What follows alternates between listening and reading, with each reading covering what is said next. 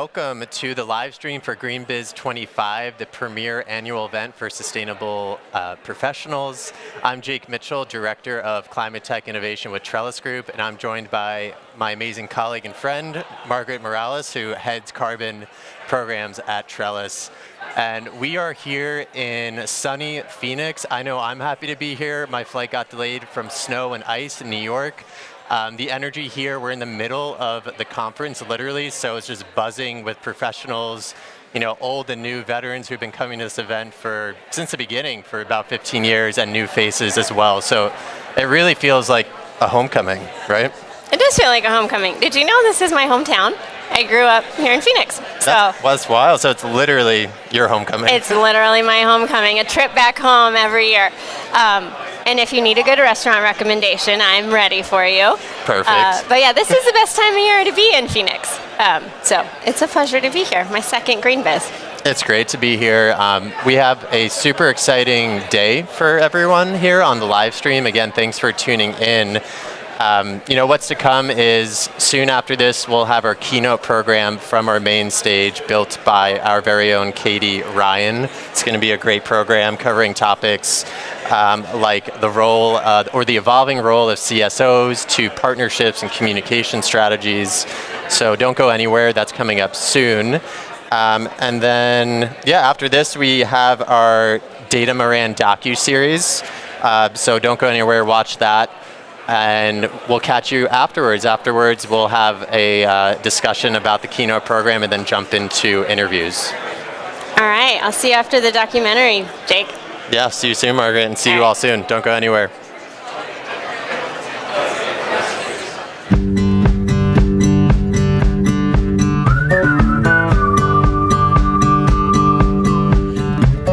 This is a story of purpose and vision. A story of having the courage to change. A story about finding opportunity in a changing world. We will meet the leaders of two very different companies with very different challenges. The future vision of PMI is essentially mega smoking as we know it, the history. We're not just talking about sustainability as a theory or a concept. We want to be on the right side of history. We also hear from experts in the field. If your vision makes sense, you will succeed. Meet the regulators setting the standards. My advice to CEOs is take this seriously. And be challenged by counter-views. The principal challenges that ESG has had is that it's overpromised and under-delivered. Our mission? To learn. To discover how you make your sustainable vision come to life.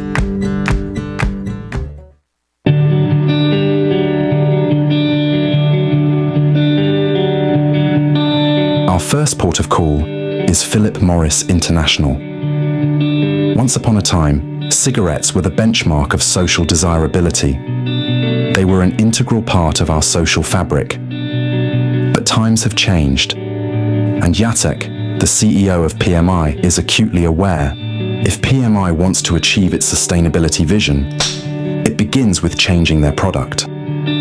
With recognizing that, first of all, if we don't address the impact of our products, cigarettes, on the public health, individual, and the public health at large, it's difficult to talk about any sustainability strategy, very much from its credibility dimension.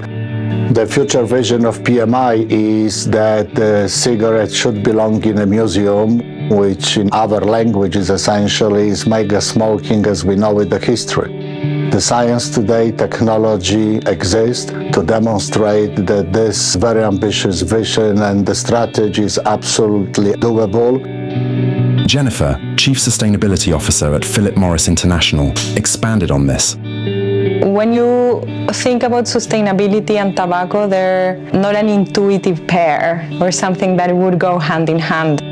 So it's very important working for a tobacco company that when we talk about sustainability, we need to think about materiality. Naturally, the biggest and most important impact that our company creates and needs to address are the health impacts of our products. And because of that, that is the core of our strategy. Naturally and inevitably, we're a big company that is present in many countries around the world that employs many people. And so it creates other environmental and social issues. addressing this is also a priority. But understanding what to address first and where to put our resources and bring clarity both internally to our organization and externally to stakeholders is really the core of our strategy and the core of our transformation. Philip Morris has been on this journey for over 15 years. So how far have they come? Since we started our transformation journey in 2008, we invested in excess of $12 billion to develop the smoke-free products. We invested very heavily in the world-class scientific assessment capabilities. And now our products are available to the adult smokers in 84 markets. To date, almost 21 million adult smokers have successfully migrated from combustible cigarettes and are enjoying our heated tobacco products. They fully stopped smoking combustible cigarettes. These new products over the last 10 years of commercialization constitute almost 40% of our total net revenues as of the end of the first quarter of 2024. But like any journey of change, where a leadership team are trying to shape a vision, it comes with complexity. It's very easy to assume, well, if you are not going to sell cigarettes anymore, then just don't sell them. Just close your factories and don't sell cigarettes anymore. And it doesn't really work like that. You're really transforming an entire value chain and many, many stakeholders that are impacted positively and negatively by it. We're thinking about tobacco farmers, that we would need less and less tobacco. We're thinking about manufacturing facilities that used to make cigarettes are no longer going to make them. PMI are in transition, moving from one value chain to another, and in doing so, they are balancing the different impacts that their decisions will have. One of the particularities of PMI is that we are simultaneously managing the impacts of two value chains. The value chain that we're leaving behind, the cigarette business, and in a more proactive way, the value chain that we're moving into of our new products. Both value chains are creating different kinds of impacts. When you're transforming and you're thinking about how to proactively mitigate or avoid certain negative impacts, certainly on environment, on society, you also need to understand that there will be trade-offs. Our smoke-free products are, for example, more energy intense, and that means that that is having a higher cost on the environment in terms of production, but they are also significantly less harmful than continuous smoking. Not only are PMI managing the material impacts of two value chains in tandem, they are also focused on the impact of the operational side of their business.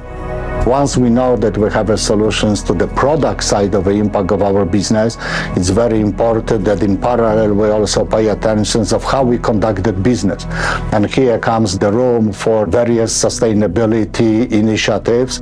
Obviously those which are very close to the hearts and minds of most of us, which is impact on the climate, what we can do to reach the carbon neutrality. Our own target is in the direct operations by 2025, Philip Morris International should achieve the carbon neutrality.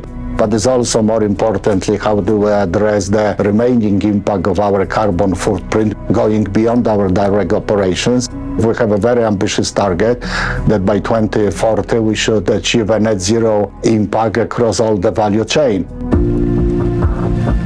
Thinking about impact across your entire value chain is not only important because it is the right thing to do, but because it will soon be enshrined in law. In Bonn, Germany, we spoke to two EU legislators who helped to draft the CSRD and the upcoming CSDDD, the Corporate Sustainability Due Diligence Directive.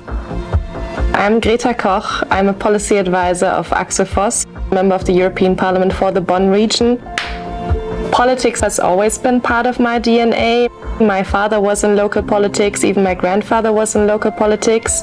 And something that always really stuck with me that he told me was you don't build your wealth on the misery of other people. This is essentially what we're trying to achieve with due diligence. Companies should take responsibility where their responsibility is due. Trace where in their supply chains they have risks, and if a company causes or contributes to a risk, then they should be responsible for that, they should mitigate that, and they should track that progress. And that is really what due diligence is all about. My advice to CEOs would be that they should take this seriously, that a CEO is thinking about these alternative productions or reducing emissions, challenging your processes internally.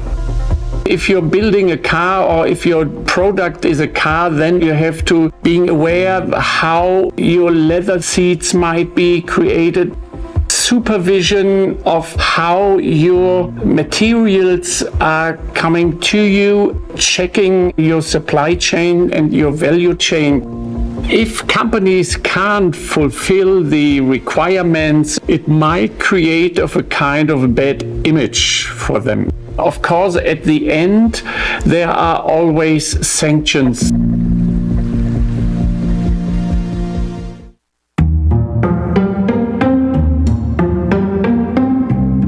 In the Netherlands, we spoke with the CEO of Data Moran, a seasoned veteran of sustainability in business, who explains how these regulations will have a ripple effect across the globe. What's interesting about CSRD and CSDDD is that it has the Brussels effect. What that means is that although this is originated in the EU, because of the global nature of these businesses with international value chains, everyone is paying attention. We already know that over 10,000 companies, non-EU companies, are affected directly already anyway. But given the fact that value chains are complex and lots of entities sit in each other's value chains, companies are paying particular attention to what happens in Brussels.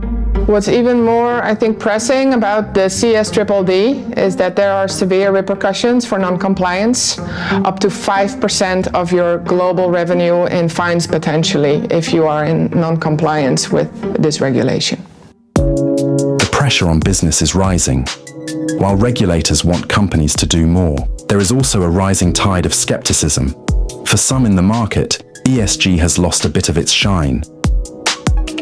In New York, we spoke with Terence Keeley, a well-known fund manager and author of Ending ESG and Restoring the Economic Enlightenment. You know, the status of the ESG movement today really does bear a lot of reflection. I would argue that the principal challenges that ESG has had is that it's overpromised and underdelivered. The ESG movement was really born out of the United Nations Principles for Responsible Investing in 2005 and 2006. And since that time, there's been a thesis that by investing in accordance with these various rules or various ESG ratings, one could simultaneously generate a good market-related return, as well as somehow benefit the planet or benefit people, benefit some social or environmental cause. The real sad thing is that looking at the field, and it's about a $30 trillion field today, it's actually accomplished neither of those objectives. It has neither generated market-related returns, nor has it, and I'll quote Bill Gates here, arguably taken 1 ton of carbon out of the air.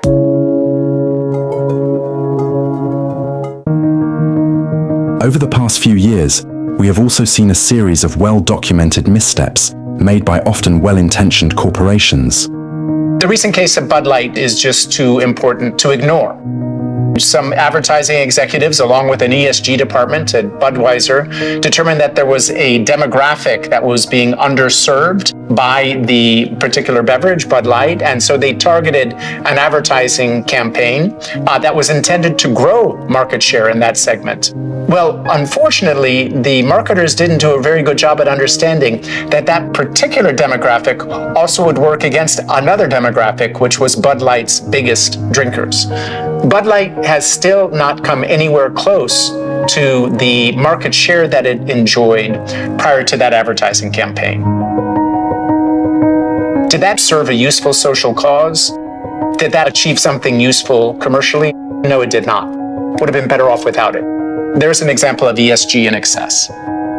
Against this backdrop of increased noise and shifting sentiment, some companies have gone quiet on their ESG efforts, or green hushing as it is known.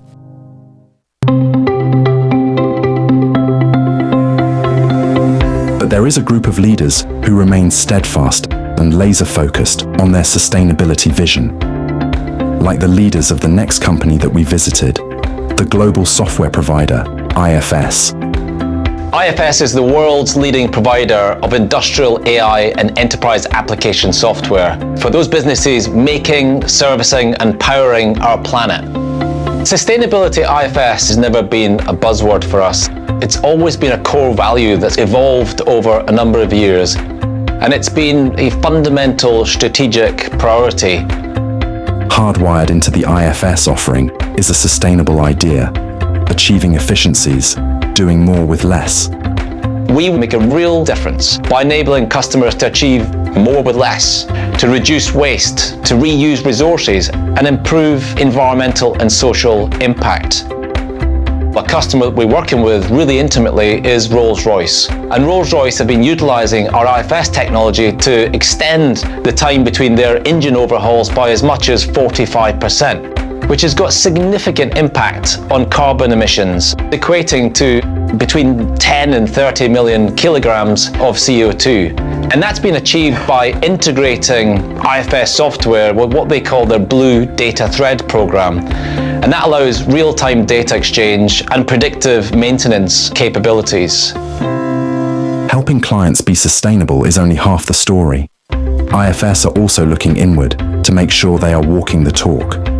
All companies need to first look inwards to think about how are you a great place to work and how we can represent the diverse communities that we work in and to minimize our environmental impact. In the tech industry, gender diversity is a challenge, and so we target annual increases in female managers, including tackling challenging areas such as representation of women in technical roles, where we outperform the industry. We then have a decarbonization strategy based around reduce, replace, and engage. So reduction of emissions, and we have a science-based target taking us to 2030 for emissions reduction. We then replace the energy that we're using 100% renewable electricity across our sites and offices. And that really resonates with employees and is an important touch point for them. With every great advance comes unique challenges. For cloud computing, the big one is the rise in energy and water use from server farms. But IFS are already one step ahead.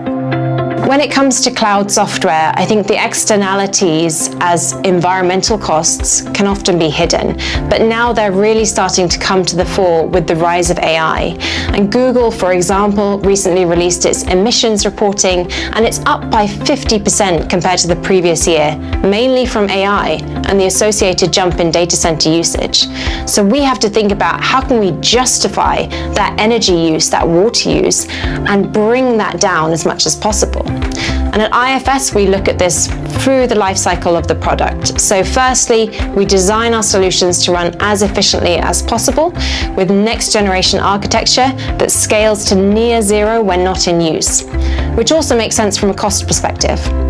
Then we work with our cloud hosting partners, so Microsoft Azure, for example, which next year will run all of its data centers on renewable electricity, and which is applying innovative liquid immersion cooling methods to reduce the water and energy use that's needed for AI chips.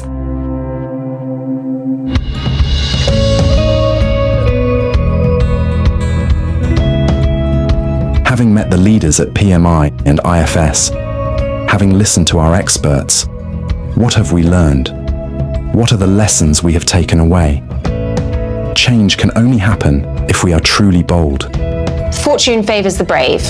It's not only true, but necessary in sustainability, that we're brave and bold. Time is not on our side, and it's not enough to keep up or merely comply. The world needs business to lead from the front with ambitious climate action, embedding social responsibility in its value chains, in global supply chains. This could mean, for example, setting targets where we don't have all the answers immediately as to how we'll get there, and being okay with that. We have to be innovative and bold in our ambition. This is how we show leadership. We discovered the purpose of purpose. If you want to drive the company or yourself actually through the massive change, You need to first of all believe in the purpose of this change. If you don't believe into this, sooner or later you will react very negatively to any hiccups and any roadblocks which you can encounter. Any major change inevitably forces you to go through the territories which was never explored by the people before you. Therefore, you're going to unknown. You will have a positive, but you also will have a negative surprises. You need to believe in what you're doing. We learned that smart business thinking and sustainability are often the same thing. Sustainability is intrinsically linked with doing things better. Smart business thinking and sustainability, honestly, I believe they go hand in hand. If you're maximizing your resources, you're minimizing waste, you're going to be reducing energy consumption, and you're enhancing business performance, but that's also driving meaningful environmental impact. So I think they're not mutually exclusive. I think with a focus on sustainability, I really believe this, you can drive real change in business and commercial performance. We learned that if we don't solve these problems, who will? I tended to be the kind of person that would think about the things that I didn't like and I would cancel them or boycott them. But I think that over time I have realized that that is not really the way to go about change. That turning a blind eye, the only thing that is achieving is making the problem somebody else's problem to solve. When you want to address those things that bother you so deeply, you really need to go right into the heart of the issue to change them radically. And so I thought the best way to effect change would be to actually go into that company and try that. And I've been here since. And above all, when faced with doubt, your vision needs to make sense. As a leader today, if your vision makes sense and you have the data to back up that vision, you will succeed. And at the end of the day, this is about common sense. That's what ESG boils down to. If you prioritize those material ESG risks and opportunities that are important to your business, you will thrive.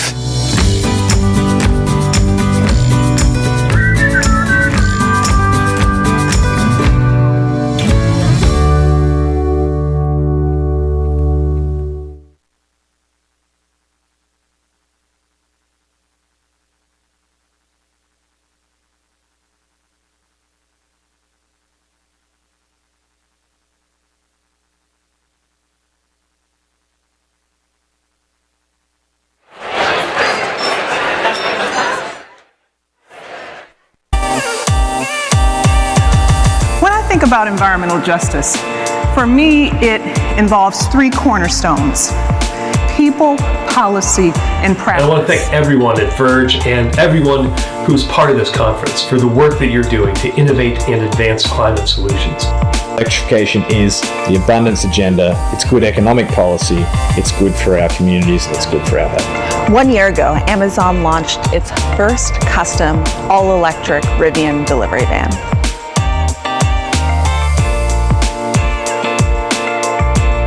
I'm John Davies. I've led the network for the past 15 years, and there are more than 160 companies that are participating. Without supporting our racial, cultural, and socioeconomic diversity, we cannot hope to address the myriad of challenges that lay ahead of us.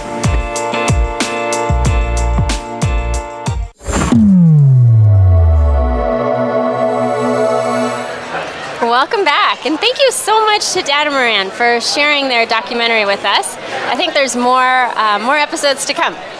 So now we're going to head into the keynote. Today's theme is making the unseen seen. And I know Katie Ryan, our director, has put together some really great speakers for today. And actually, I don't know if this is true, I might be spreading rumors, but at one point I did hear there might be puppies as a part of the keynote. I don't know. I hope so. But now I'm going to stay tuned. I think this was an early vision board dream for today's keynote. So we'll see what happens. Let's hope for puppies. Let's hope. Stay tuned. After the keynotes, we have a bunch of interviews for you all. Margaret and I will be interviewing sustainability professionals. So we'll see you soon. Thanks for tuning in. All right, see you after the keynote.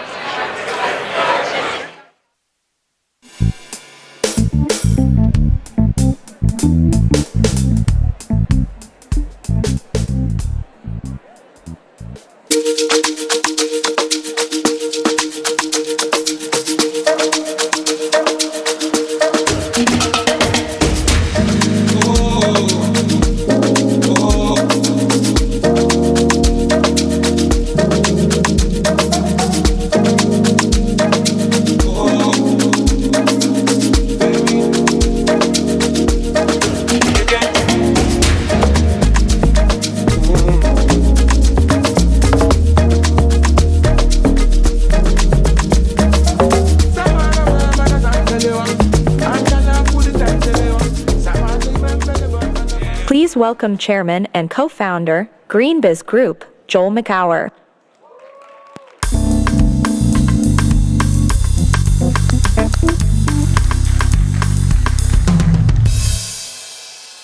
Hey everyone, let's give it up for Jazz Mafia.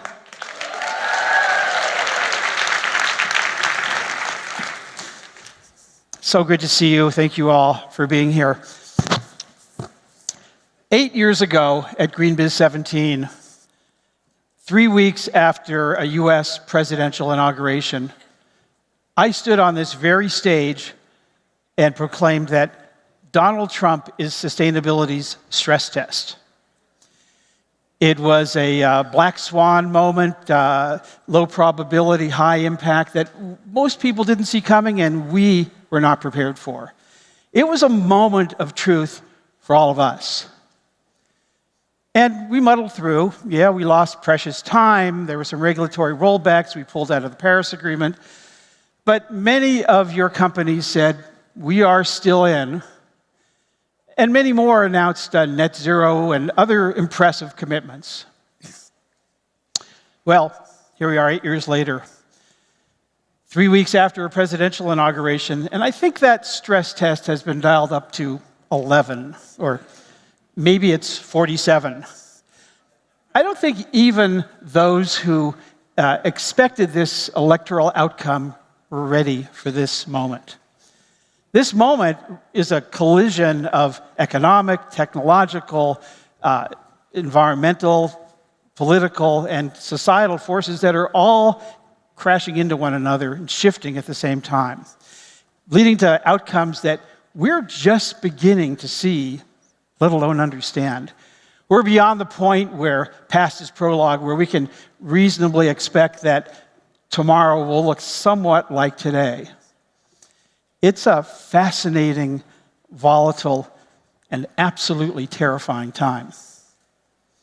As for all of us, well, we used to be the cool kids working for a better world, making good progress, getting good stories for our companies to tell, and still managing to work largely under the radar.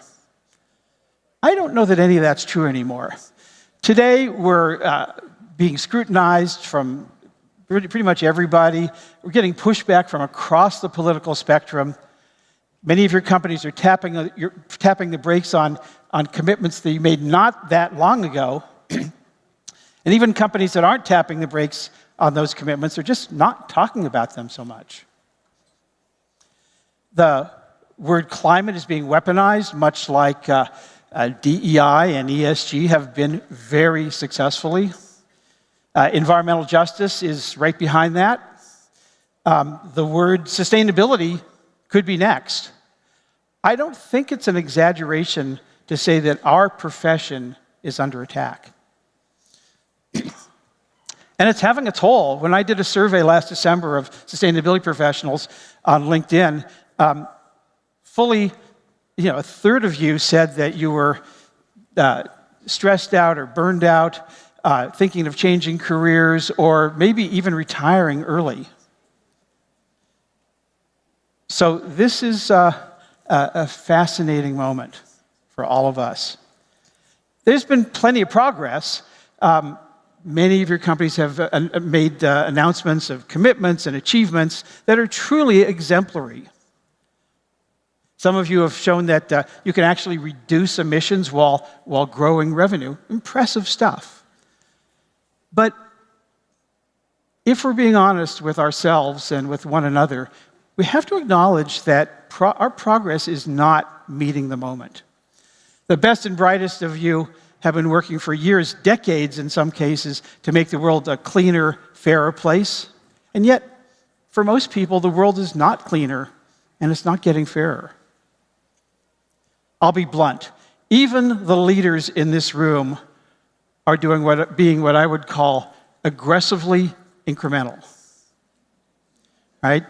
Lots and lots of tweaks, doing less bad, as the saying goes. Impressive things, but not meeting at the scale, scope, and speed we need to take on the challenges in this moment. So, how do we meet the moment? I'm not going to ask you to work harder. I think you all are working really damn hard. And I'm not going to ask you to work smarter. In this room are some of the smartest people I know. And I think it's really important to acknowledge that this isn't anyone's fault. It's everyone's fault. All of us, our families, our communities, the companies we work for, their customers, their suppliers, their investors, our political leaders, our policymakers, and of course, the economic systems in which we all toil. Changing that economic system is a very heavy lift, and I'm pretty sure it's in none of your job descriptions. Still, we owe it to our companies and our collective futures to take a clear-eyed look at where we are in this moment and to rethink the things that probably need to change. We need to optimize for impact and unlocking increasingly bigger goals and understanding what it takes to reach them. We need to ask bigger questions, even if they're not in your remit. For example, what would it take for our company to make a difference in unsustainable systems of production and consumption? We need to focus on business value, not business virtue, and to ensure that the outcomes we're working for are communicated to be tangible benefits for everyday citizens. We may even need to make management a bit uncomfortable by helping them truly understand the gravity of the moment and the risk that their companies face. The paradox is this: we need to act with urgency, but also with the understanding that this is hard, long-term, intergenerational work. Sort of like the cathedral builders of old, we're working and building on the foundation of a future that many of us won't live to see. So you're feeling a little anxious, a little scared, a little apprehensive? That's okay. We don't stop this work because it gets hard. This work has always faced resistance, always faced pushback. Our work has always been hard. So where do we look for solutions? Well, one place we might look to is to nature. I recently asked my friends Janine Benyus and Beth Ratner, two of the leading lights in biomimicry, how does nature respond when it meets resistance? And as always, I was blown away, gobsmacked by understanding, getting a glimpse of some of nature's brilliance. So I thought I'd share some of that with you. So there's something called phenotypic plasticity, which is the ability of an organism to change its physical characteristics without changing its DNA. So some critters change colors in order so they blend in with their surroundings. A leaf might change its shape in the shade to optimize photosynthesis.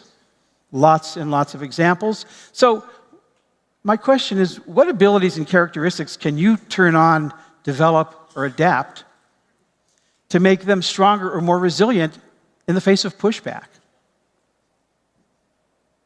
And there's something called the stress-free hypothesis, which is a concept in ecology that predicts how plant communities and trees will interact when they face stress and resistance.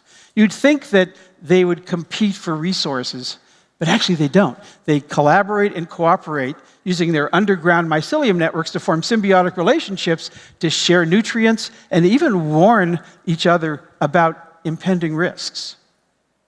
So, what are the symbiotic relationships that will accelerate your work in an era of political and economic stress?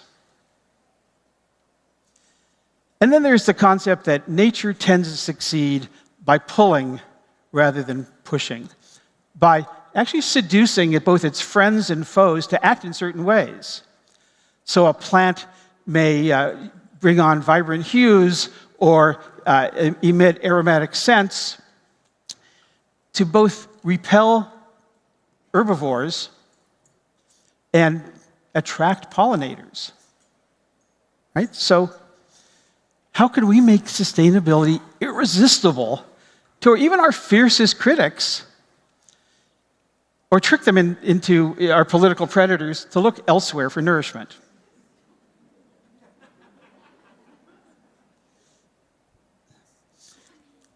I know this all seems complicated and hard. It doesn't have to be. The writer Annie Lamott recently wrote about a warhorse and a sparrow. So warhorse comes upon this sparrow in the clearing, lying on its back, eyes squinched tight, seemingly pushing up as hard as it can. And it asks the sparrow, "What are you doing?" The sparrow says, "I'm trying to hold back the darkness." And the warhorse says, "That's ridiculous. What do you weigh, about an ounce?" And the sparrow says, "Well, one does what one can." We are all pushing against vast forces of darkness. And while we may feel like tiny sparrows at times, there is no higher calling than doing what one can. Now, that doesn't mean that performative or half-hearted or futile gestures are important. Of course, they're not. So the question is, what can one do? And given all the possibilities, am I doing enough of the right things?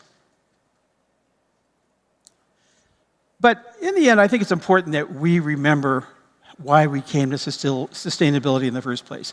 Yes, we wanted to make the world a better place, but what's your second reason? There's a good chance that it's about problem solving. Turns out that sustainability professionals are, as a species, great problem solvers and love doing it. That's from a survey that my friend Solitaire Townsend did not long ago. It turns out that we find the climate crisis intellectually stimulating, probably the most complex and intellectually challenging problem that humanity's ever faced. But also, let's go back to that first reason. Oh, by the way, clearly, as you can see here, we ain't in it for the money.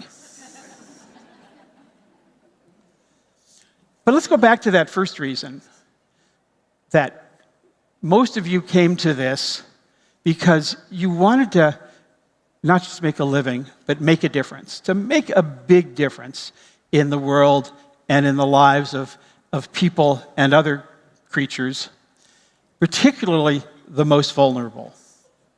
In other words, to hold back the darkness.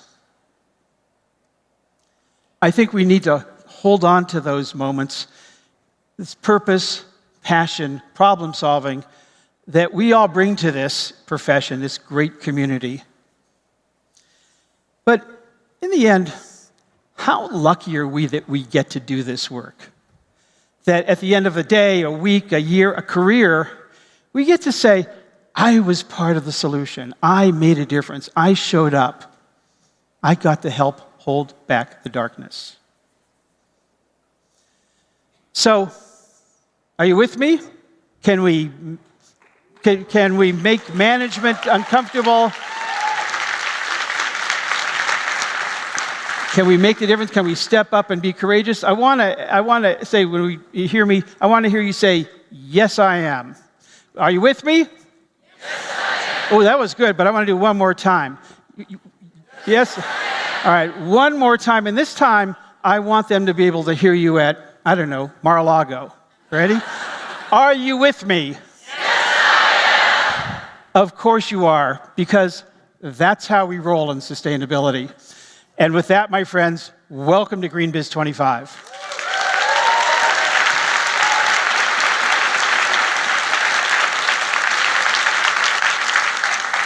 And now it's time to bring on the real star of this show. Please join me in welcoming to the stage the Trellis Group Vice President for Sustainability and your host for GreenBiz 25, Katie Ryan.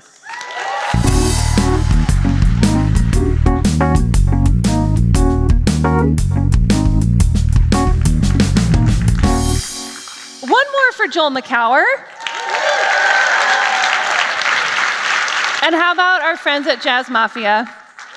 So good. Welcome to GreenBiz 25. It feels so good to say that.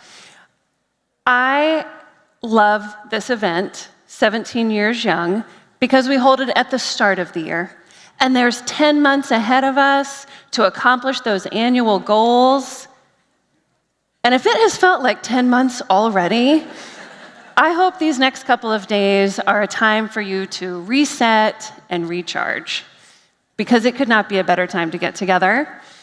GreenBiz continues to be the physical manifestation that we're in this together. And I could not be happier to be here with you. Part of my role today is to be your guide. I am your blue dot, helping you navigate this main stage so that you can enjoy the experience and be a part of the magic. I don't take that magic lightly. We need you. When I had my first job in corporate sustainability on my beloved team, I loved the strategy and the stakeholder work, and I loved getting things done, and we got things done as a team. And it's a little bit different in this role, because I'm telling you, I am bringing you my 100%, and my team is bringing their 100%, and it's not done until you get here. And then you becomes a we, and then we are the GreenBiz. And so I really do appreciate your magic, and it's good, because I'm excited about these 9 leaders that are coming to this stage. And they are hyped, and they are ready to bring you into their words and into their worlds, and there are going to be golden nuggets of wisdom raining down off of this stage. And if you are ready to catch it, then we will have won the day. So today is about making the unseen seen. What is below the layers of conversation we usually have to where that impact sits, right there underneath. And to give you an idea of what I'm talking about, I'll give you a simple but kind of surprising example.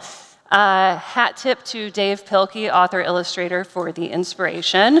I used to think only some people got to be an artist, and the rest of us were kind of out of luck.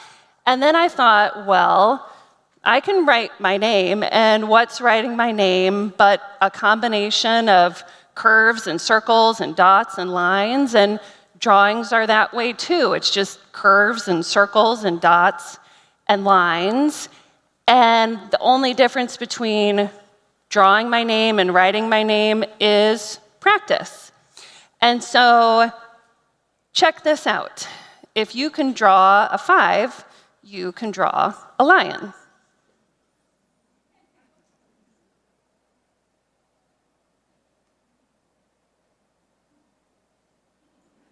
Ta-da.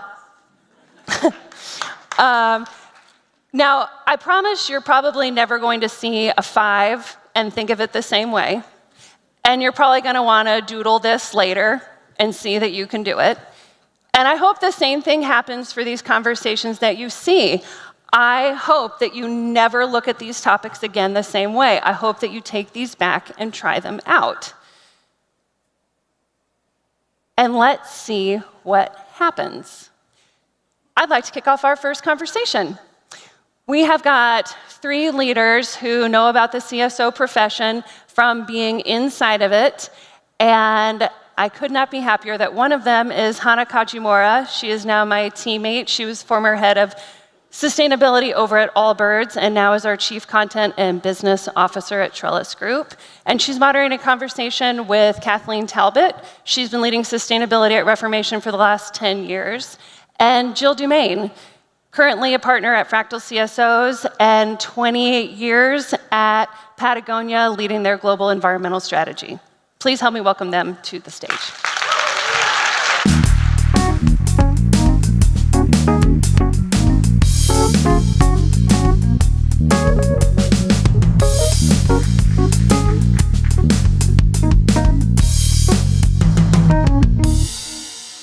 All right.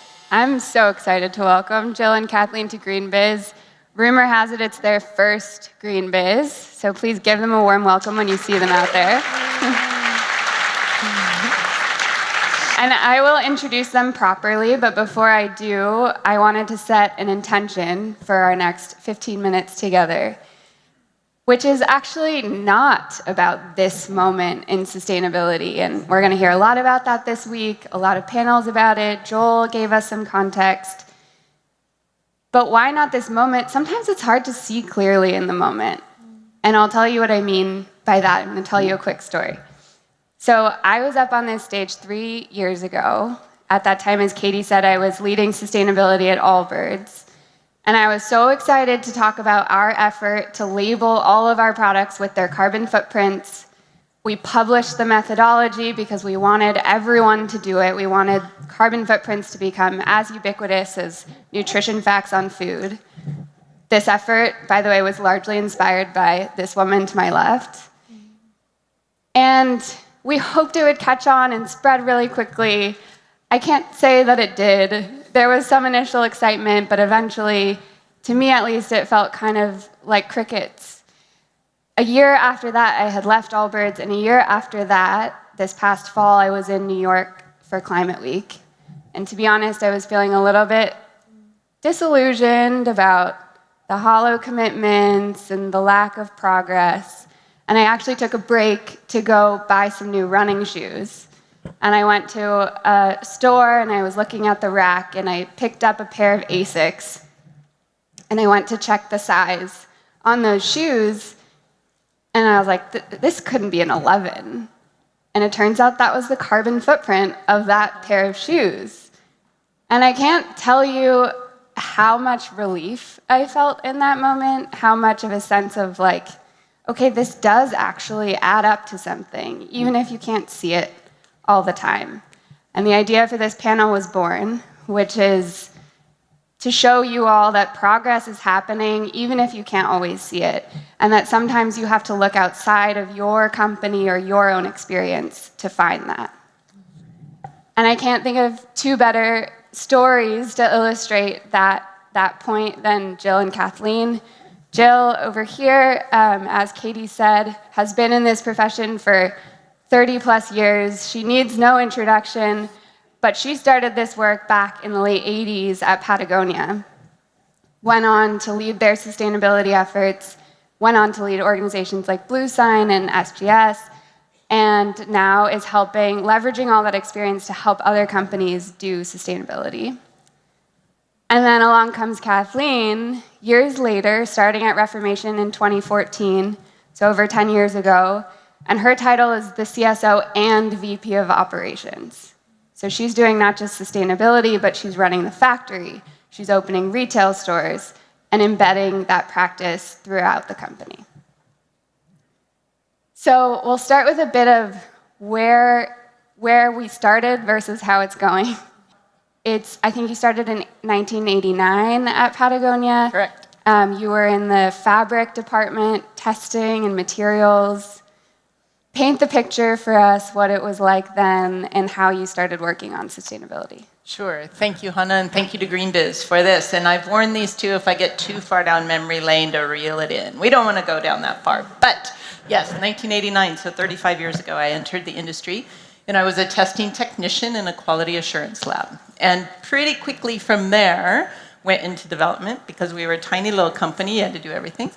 And in 1991, Patagonia did a pivotal study of looking at what we did internally. And prior to that, we were known environmentally, but it was really about giving money away, not what we were doing internally. So that really set us on the track of internal work. And though it is my first time at GreenBiz, I do remember when Joel Makower sent out a paper newsletter in the real mail, and we all initialed the top corner after we read it and passed it on to our colleague, because it was before email and before the internet. So if you think your jobs are hard today, think about that for a minute. We had to figure out how to manage this work globally through faxes. And maybe an expensive phone call if it was really important, but it was not that frequently. So I have a long history. I've sat in a lot of different chairs, a lot of different seats over the years, but it was really the looking at our materials that put me on the sustainability journey. And then it grew from there into all sorts of things. And one super quick story to your shoes and the carbon footprint was organic cotton, which I was really involved in as we were converting our cotton to organic, which everybody thought we were nuts, and we had to explain to our supply chain what it was and how we found it and all this stuff, again, without the internet. And then a few years later, I'm watching TV near Christmas time, and there's a commercial for Walmart and their organic cotton pajamas. And I was like, whoa, it's hit something big. And so it's really fun, and I think you're right, Hana, to really look at beyond where you're sitting today for these ripple effects that do come out. And how was that different from your story when you started decades later? Yeah, we've been talking a lot about this morning as a group, and in some ways I was able to leapfrog on not just what it meant to have sustainability in your title, but then actually tactically how you do that work, how you do that materials transition. So unlike Jill, I've always had sustainability in my title, which is just different.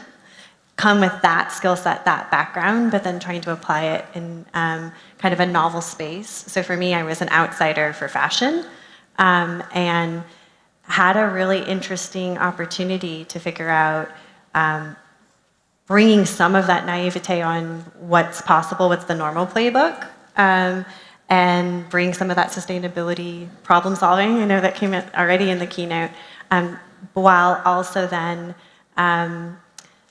really taking some of the tactical work and asking for help. So called friends at Patagonia, called friends at Eileen Fisher and other brands that were doing it right, and frankly asked for mentorship and asked for support, from everything to how to build a team, what's the right org structure, to suppliers in common and everything else. And so when it came time for Reformation to source our first virgin cotton material, sourcing organic was pretty easy. It was a box to check, because most of the mills would have fabric qualities with organic certification.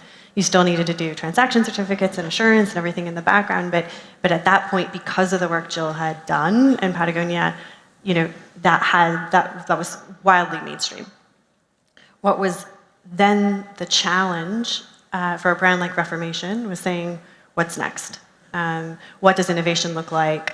How do you as a brand influence broader supply chain transformation? And so, we've been investing in regenerative agriculture.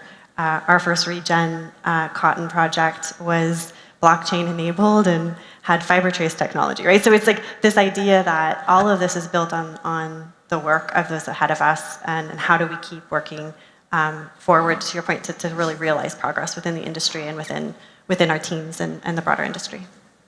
Yeah, and I don't want to miss this big point, because we're all from the fashion space. This audience is so great because it's across many industries. But I just want to rewind a little bit. So organic cotton did not exist. Jill was trying to source even conventional cotton, but to do so was faxing suppliers in Asia to try to find it. Saw this need that actually cotton is really bad for the environment in production from a water toxicity standpoint for workers. And how did you even go about solving that problem back then?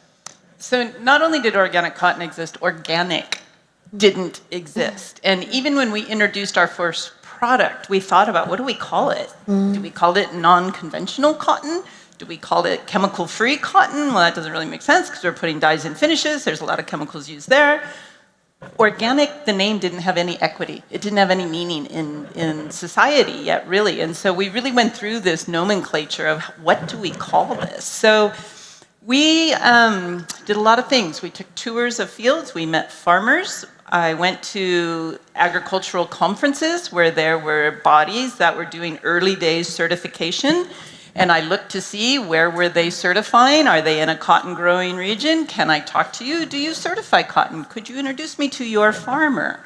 Mind you, this is really unusual for the apparel industry that typically buys maybe 6 or 7 steps beyond the growing of the fiber and all the different pieces in there. And so I also had a book from the International Federation of Organic Agricultural Movements, or IFOAM, known, and I would go through the list, like who's organizing, certifying cotton, and fax them and hope to get a reply. So it was really like boots on the ground trying to do this and traveling to different places to try to find where this was happening. Then it was education of the supply chain, because I would go, and again, now we had this very linear supply chain. So I'd go to my agent, who would go to the garment manufacturer, who would go to the knitter, who would go to the spinner, say, I want organic cotton. And the spinner says, what's organic cotton? And it came like the game of telephone. And we went back and forth like this several times. I was like, could we just form a circle? This is going to be a lot faster, which was also really, really controversial because everybody had their profit margin along the line, and they were nervous that they would get cut out if they divulged their sources. So that took a lot of trust building, a lot of relationship building, say, no, I know what you do, I value it, but if you let me talk to the spinner, it's gonna go a lot faster. And it did. So then I was introduced to the spinner, and it was then a much quicker process. They knew how to buy cotton from all these countries. I didn't know what I was doing, I was just trying to find it. And we learned a lot in those early years. But most important, I would say, finding partners that are willing to work with you. Not all of them will. Some of them walked away from us. We had to walk away some very, very good vendors. They eventually came back once they saw we weren't going to change our mind. But find those relationships and don't be afraid, like Kathleen said, dive in, meet people, ask for help, and talk to your suppliers. They know their business the best, and they're going to be able to help you innovate. And in kind of this heavy time of compliance and data, and we need to get back to this innovation of sustainability. And that, I have to say, I feel really lucky when I came into the industry because it was all about innovation. We didn't know what we were doing, but we just kept trying things, and it was really, really exciting and really fun. Really hard, but fun. And we've sort of lost that spirit a little bit because we're weighed down by compliance and data and legislation that's coming. And so the challenge I would say to everybody is, look, but you guys all have the data we were dying for in those early days. If only we could get primary data to do X, Y, Z, whatever it was. Now that's possible. And so use it, but think about how you leapfrog like Kathleen was able to. How do you use that data to move into a new space of innovation? Yeah. And what year did you start trying to move towards organic cotton? 1992. 92 was our first product. And then Reformation never even sourced conventional cotton. We never sourced conventional cotton. Yeah, we didn't source cotton to begin with. We did vintage and dead stock, and then when it came time to source new virgin fibers, we were able to set a pretty high bar for what was even acceptable, what would meet our fiber standards. So, we're probably a pretty unique brand, founded in 2009, but never had conventional cotton even in our supply chain. Again, our base bar was organic, and then how do you keep pushing forward? What does next generation fibers look like? What does regenerative agriculture look like? Which we'll talk about in a number of sessions, I know, for the next few days. So really taking that forward, the torch forward that Jill started to say, again, how do you keep pushing for innovation? What does the lowest impact? What does regenerative look like in these landscapes, in these communities? And what is the role of brands and ultimately introducing that demand? Yeah, to the end where you've launched blockchain-enabled regenerative wool. Yeah. I mean, pretty incredible to see what is actually possible. And it doesn't mean that hard work stops. We also have to, hit the pavement, go to see suppliers push for things that aren't possible, aren't the check the box on the order form. So I think that's also important to recognize. Is I think so much of what we're trying to talk about today is what's your role as a CSO, right? It's still our job to set that vision that inspires and to push for more and better, and to do that deep engagement to see what's possible. It's just a little bit easier with email and Google Meets with suppliers halfway across the globe, right? But those conversations are still being had, and that work and discovery is still really critical to find the opportunities for innovation. Innovation is like a shiny word. It's great to say, but what does it actually look like in practice? And I think, frankly, a lot of it is exactly what Jill did to bring around the organic transformation. Really getting deep into the supply chain. Yeah. And try not to look at any kind of your businesses as a limitation. Over the years, I've heard, but I'm too small. I mean, Patagonia, I used to joke to my Nike colleagues, I'm like your shoelace sales sample order, my whole production for a year. So when you're little, you can be nimble and you can get in there. When you're big, you have influence and orders behind you. So size is just one end of the spectrum, but think about where you fit uniquely into your suppliers and use that, because every one of you sits in a unique spot that way. Yeah, as we've talked about this, like you've all heard the saying, like progress doesn't happen or change doesn't happen in a straight line. And when people say that, you kind of think of a zigzag or an up and down. One model that I really love is that change is like a slinky, where if you look at it this way, it looks like you're just going around and around. And that's kind of what you both are saying in terms of like, yes, we're doing actually the same thing of talking with our suppliers about how to drive new innovation, but it's at a totally different level of innovation. And so back to the slinky, if you look at it the other way, you are actually moving forward. And I think that's really important to remember at a moment like this, when it can feel like we're going backwards, to be able to look longitudinally and see how progress happens over time.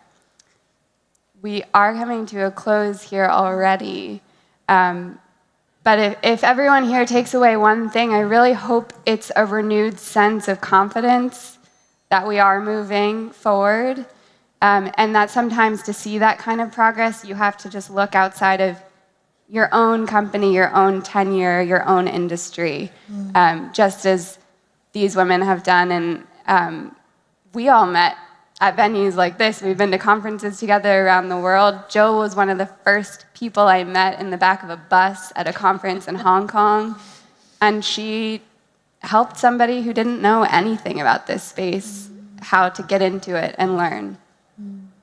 Any last thoughts from you ladies?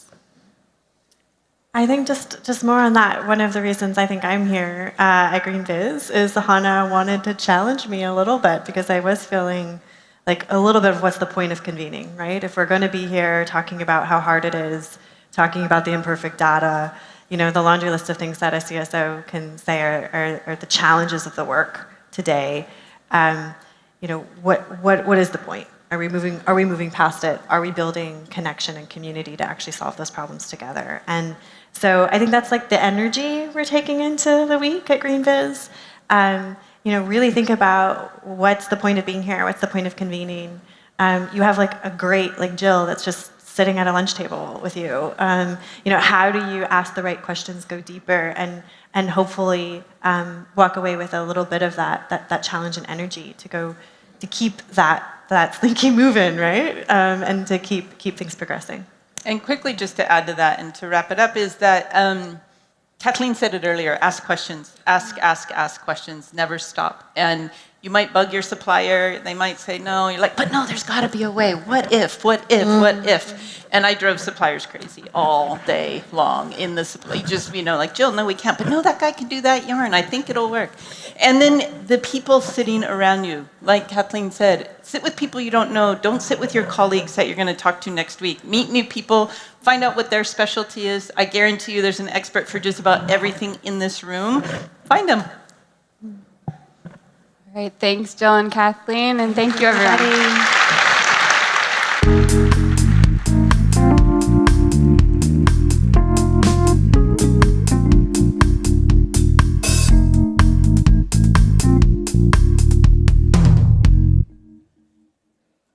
So I got introduced to Tulane Montgomery about a year ago as the CEO of New Profit, a venture philanthropy. She also hosts a podcast called Say More.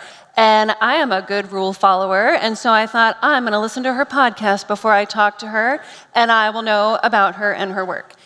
And what became homework, what was homework became a following. And I fell in love with this leader because she is so steady for the important parts and so ambitious and unapologetic for the impact pieces. And then I got to know Caitlin Leibert, Vice President of Sustainability at Whole Foods, led sustainability at Chipotle, built it from scratch for 10 years. And I got to know her primarily through Heather Clancy's interview on climate pioneers. And I thought, this is a big-hearted leader who is doing big work. And then I thought, am I brave enough to put them together? Is there a stage that can hold these two big-hearted leaders who act with precision when it comes to action and impact? And I thought GreenBiz can handle it. So please welcome Tulane and Caitlin.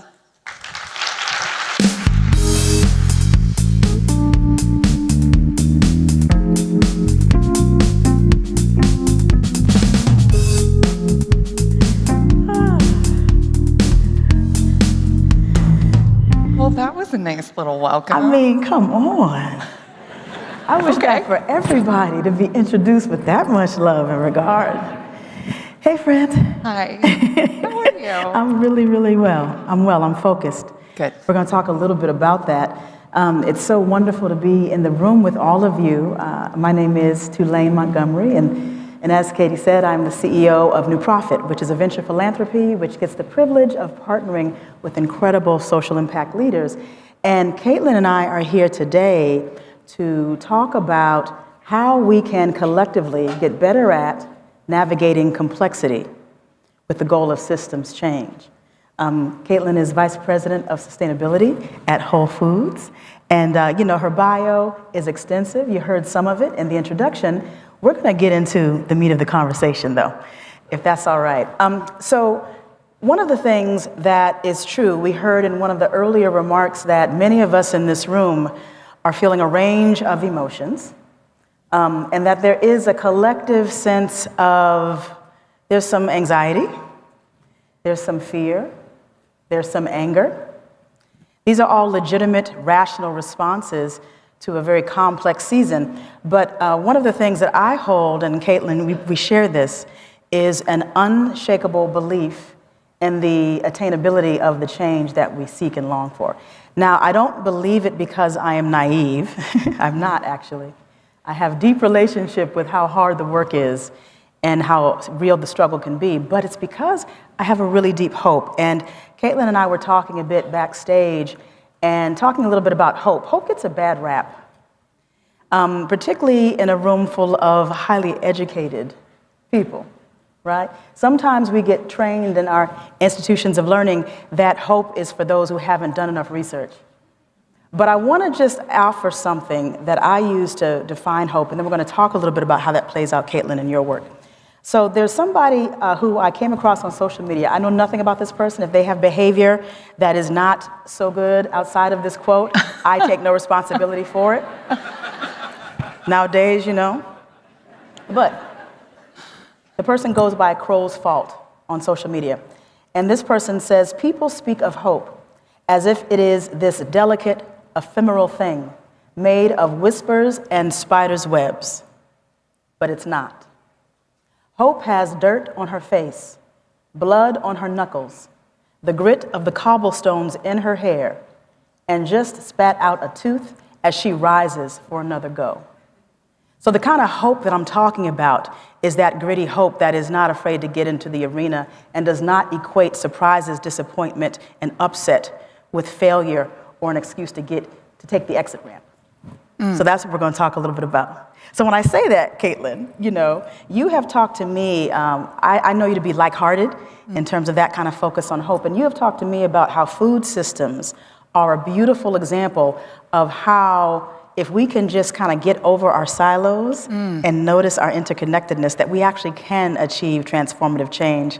Can you talk a little about an example of that you've seen in the food system space? Yeah, I mean, I think the food system is such a beautiful example of this because all of us interact with food hopefully every day, certainly in this room. You've been no stranger to food today based on all the carts I've seen go through there. And yet, the way that we have approached sustaining the food system or improving or regenerating the food system has been pretty siloized. And I equate this to the concept of a no-smoking section in a restaurant where no one company, no one individual, no one brand is going to win the climate crisis.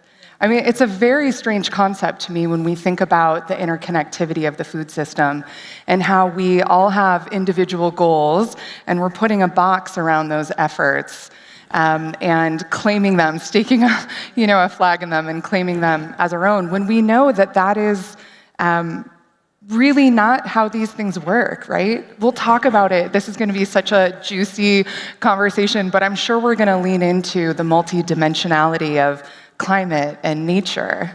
And to put a box or keep it one-dimensional and say, this is our effort, we're working with our supply system, is a very bizarre approach to what those of us who work in the food system in this space know is such an interconnected, multi-dimensional thing. So that's why I think the food system is such it's ripe for this talk about interconnectivity because it's inherent to bringing food from the earth to our plates. Yeah. So that really resonates with me, Caitlin. And there we go. I think it's Einstein who said we can't solve our problems with the same level of thinking that created them, right? And so this work in food systems and the broader work around sustainability is not simply about changing who's in control. It's about changing the whole game, shifting the whole terrain and landscape. And so as somebody who's been in this space for quite some time, I'm sure people are listening to what you're saying and, probably nodding. I see some heads nodding, but it doesn't seem to happen at the pace that our hearts would long for. And so what do you see, Caitlin, as what gets in our way in terms of showing up outside of silos? Why do we not do what we kind of know makes sense? Yeah. So many things. I mean, I'll take one aspect of it. I think we'll talk, I hope, a lot this week as we convene together about moving away from the binary, right? The yes, no, check mentality is going to be really tough, particularly over the next 4 years as things change. Yeah. And so, yeah, I mean, what gets in the way for me is I would call it maybe false summits of this work. Okay. And often we're pressured. I think all of us in this room know the feeling of being pressured towards a specific goal. Okay. A lot of us are working towards goals on behalf of the companies that we work for. And that work is important. But I think we sometimes get in our own way because this work is also hyper complex. Yeah. And there are times when progress against a goal is not necessarily progress against the true North Star. Okay. And so I'll give an example. I think there's a lot of work around net zero. Yes. And net zero is super important, right? As we work to decarbonize, we know greenhouse gas emissions are an essential component that we have to work to measure, reduce, and improve our impact on. But it is not sufficient alone, right? In terms of moving the needle where we know it has to move, particularly in the food system, right? So as we think about what is the true North Star, the true North Star isn't an arbitrary, yay, we've arrived at net zero, right? It's a yes and. So yes and, actually the North Star of this work is around a healthy and resilient climate and nature. And so net zero is one of the ways one of the ways by which we can achieve it. And this gets back to this idea that the desire to simplify and measure is a really big thing that sometimes stands in our way. And I'm not saying we can move away from rigor. We cannot. Yes. And yet, we also must lean into something a little bit more complex. One individual metric could never measure nature or climate, health, right? Yeah, yeah. And so, yes, and is something that is hard to do. We've been in those meetings. It's really hard to pause and reorient ourselves around true North Stars. But I think that, to me, is something that I see often getting in the way. We can't measure it. How do you, what's a metric for nature? And I know there's so many intelligent people in this room that have an opinion about what the one metric should be. I ask us to pause and say, is there one metric that could truly measure nature? And so that means we must take a beat, take a pause, reflect on the true North Star, and lean into the complexity of maybe 3 metrics, a handful of metrics, acknowledging that no one metric is really going to get us there. I heard some snapping, I heard some mm-hms. You know, you can emote, it's okay.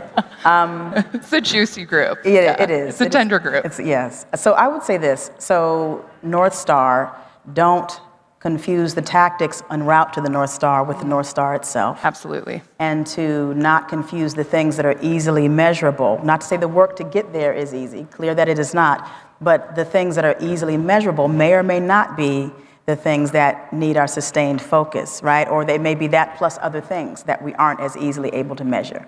I hear all of that. It makes a lot of sense to me.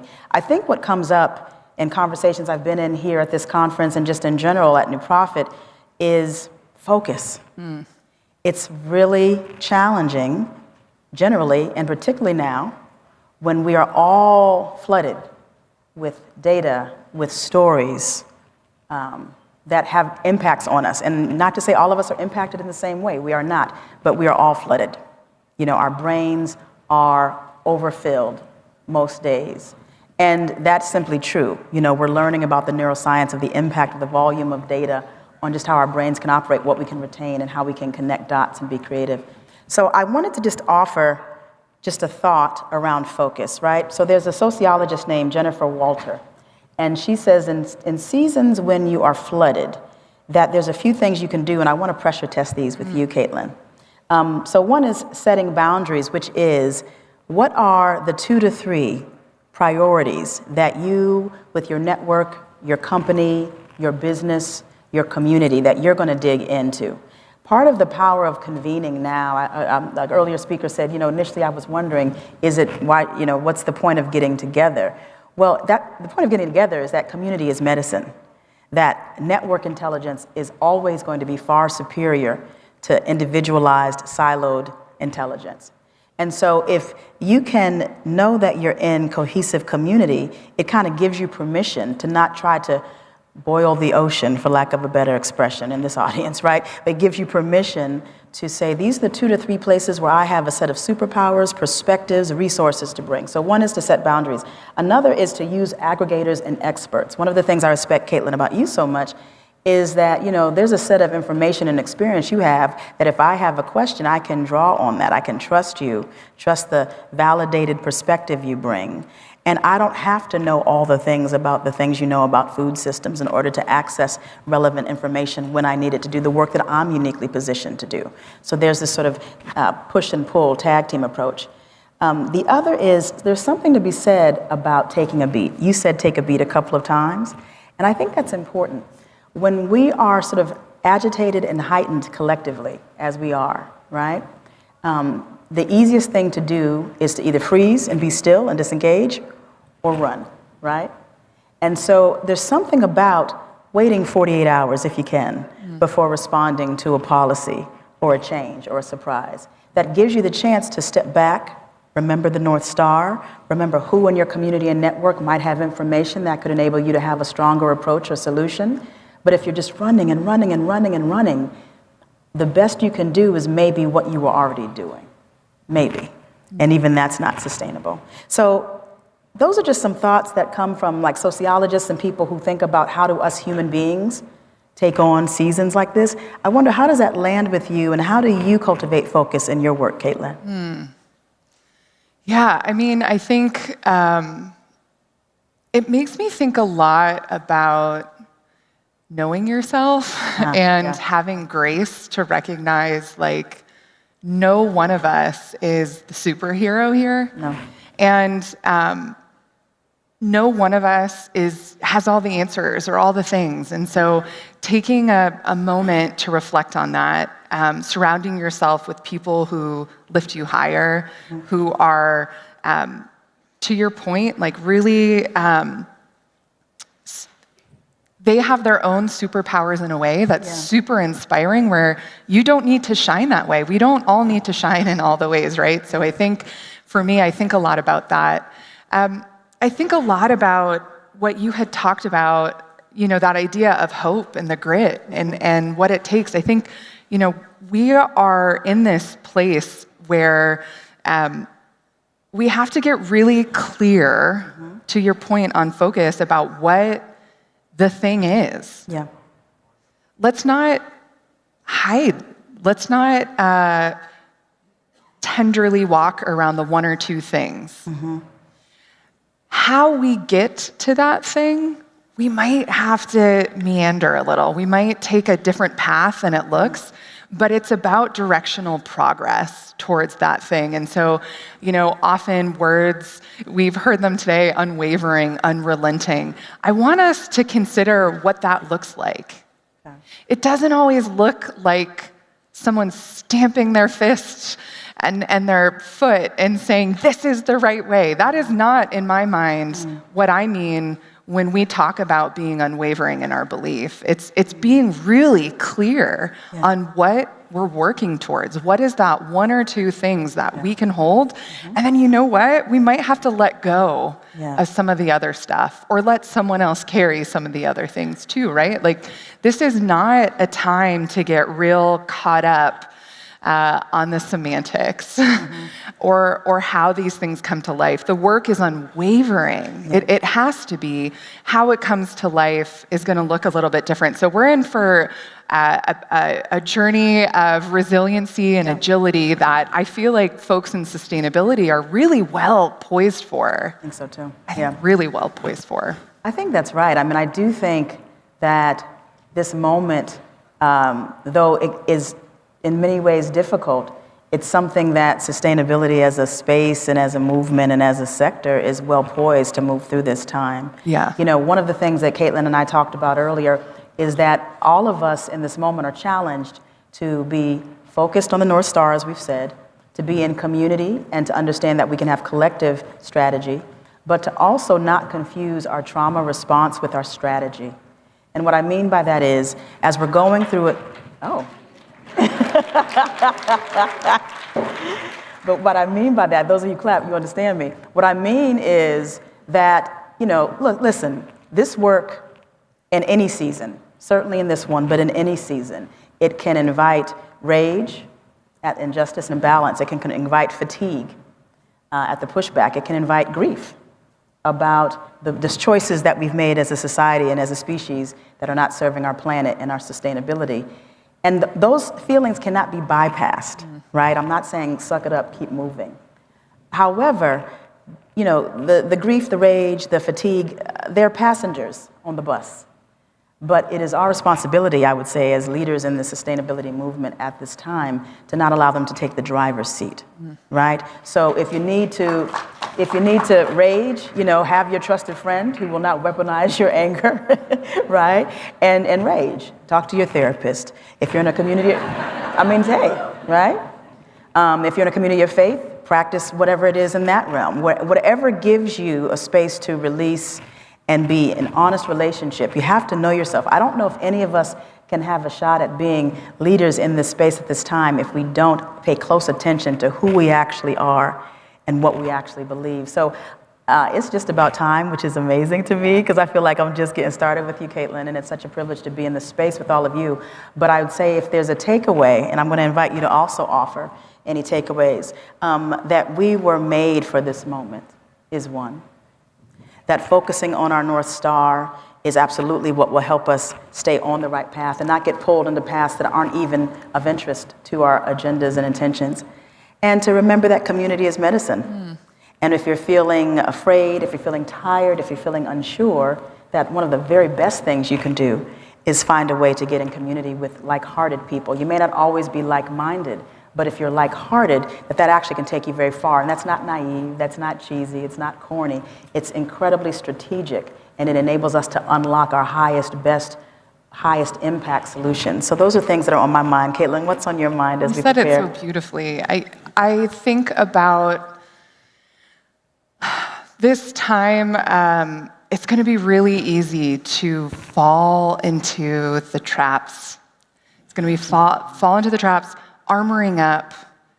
And I invite us to lean into our tenderness in this space. Like, this is a really tricky time, and it's a trap to want to armor up with a sword, I think. Sure. So finding your 2 lanes in this world, I'm very lucky to know you and be on this stage with you today. The people that you can be safe to put the armor down, put the sword down, and really lean into the complexity and the tenderness of this, even though this time is going to be triggering. It is triggering. Yeah. It is triggering. Yeah. But lean into each other. Best. Do our best to be at our best. Thank you all so much for your time. Thank you, Caitlin. Thanks, Elaine.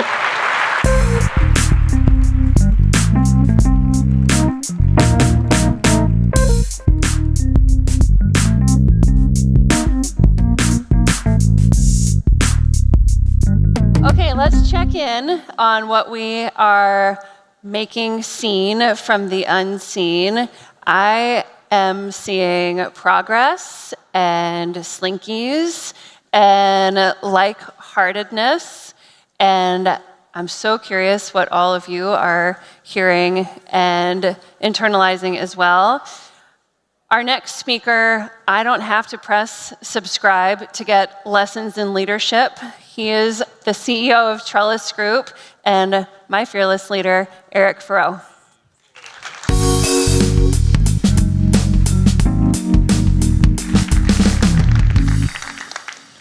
Thank you, Katie. Thank you, Jazz Mafia. So I'm going to take a couple of minutes to talk about how Trellis is meeting the moment. You heard that some of us have been in the moment longer than others. Joel has been doing this quite literally longer than these 2 rows have been alive. And what you might not know, though, is a media executive, Pete May, approached him 18 years ago to say, hey, you know what, we actually can make money in this space. You should take this nonprofit and turn it into a for-profit and model why this makes sense. And I'm incredibly grateful that 15 years ago, they brought me on board to be the CEO. And I spent my first part of my career in tech, and I really wanted to apply what I learned about disruption and innovation to the climate space. And to be totally honest, Joel, I also wanted to make money, because I saw the same thing in 1990. Tech was totally horizontal across it was going to hit every company. Climate is the same thing. It's going to hit every company, and it's how we respond to it. So how does disruption work? It's really pretty simple, actually. It goes from the few to the many, and the brave few who are willing to leave the status quo and chart a new path. I'm going to bring this to life. So if you came to a GreenBiz before it was in Phoenix, please stand up. Come on, you need a little extra. You need to, let's say, who is here, who came to a GreenBiz before? That's the few. That is the really, really the few. Who came to GreenBiz? Yes, thank you. Well, no, stay standing, stay standing. This is going to build. If you came before COVID, please stand up. Okay, we're getting there. If you came before this year, please stand up. Okay, now the rest of you stand up. Okay, well, give yourselves a round of applause. Thank you very much. You just saw how that works, so you can sit down now. So despite all the political bluster and the massive amounts of misinformation, we're going to confront the climate crisis. It's an inevitability. The question is, can we do it fast enough? And how do we do it faster? And one way is by applying what's called the network effect. And the network effect creates more impact as more people engage. Network effect creates a positive feedback loop, and innovation snowballs, it becomes an inevitable. And that's partly why it's so powerful that you're all here. So, as Joel really pointed out, we're at a moment before, I would say, unlike that I've been here, it's extreme. But I just want to remind you, progress is not linear. Nothing goes straight up. Just ask any Phillies fan. They finally got to win last night. Or anybody who lived through the dot-com crash. I met with 25 CSOs this past fall to talk about how Trellis is going to meet the moment. And time after time, we heard leaders who were worried about the headwinds. Reporting requirements would stifle innovation and distract from the core mission or why they got here. And it's our point of view that impact is still the mission. Innovation is still the identity, and yes, we have to prove the business case for sustainability. And we think about that with the flywheel effect. Everything we build is to empower you to peer around corners and to find solutions to scale and amplify your impact. The flywheel is like the network effect, but it's specific to the lines of business, and each one builds on the next, and we constantly innovate. And I want to talk about two of them today specifically. So John Davies, for many, many years, ran this network as one member, one company, and it was one group, and it was half cheap consulting and half group therapy. And now we've evolved that to basically say, what are the key areas that you need help in, and can we create a community for that? And so now we have all these communities. We have amazing analysts that are leaders in their space, and they're leaders because they convene under Chatham House rule, and they learn on a weekly basis, but they also curate contents for our events and write for our newsletter. I'm incredibly excited to announce today that we are launching the Social Impact Community in partnership with Susan McPherson. And if you know Susan, you know she's not backing down, and we are not backing down. So I want to thank the almost 400 members who are here from the network, and I also want to invite anybody who's not part of the network to join, to accelerate the network effect. And finally, we're innovating in the event space. We are going to co-locate these 3 events to be a force multiplier for impact. This will be the center of gravity for companies driving change, spreading ideas and solutions from the few to the many. And I hope you join us. So thank you so much for committing your livelihood to this cause, and have a great event. Thank you.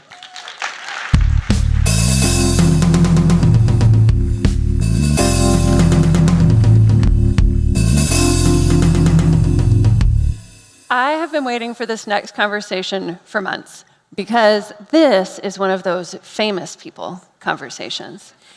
Molly Wood, you probably know her from her decades doing tech journalism and her lovely voice on Marketplace. And she is now officially a boss, running her own media group, Molly Wood Media. And Rev Lennox Yearwood, man, CEO of Hip Hop Caucus and so much more, recently awarded by the DC Environmental Film Festival as an environmental champion. And he's got a lyrical turn of phrase. What he can convey in 5 words always manages to blow me away. And these are 2 leaders, whenever I talk to them and whenever I'm next to them, it just feels like the wind is at my back. I just can't wait for you to get to hear them talk together. Please help me welcome Molly and Rev.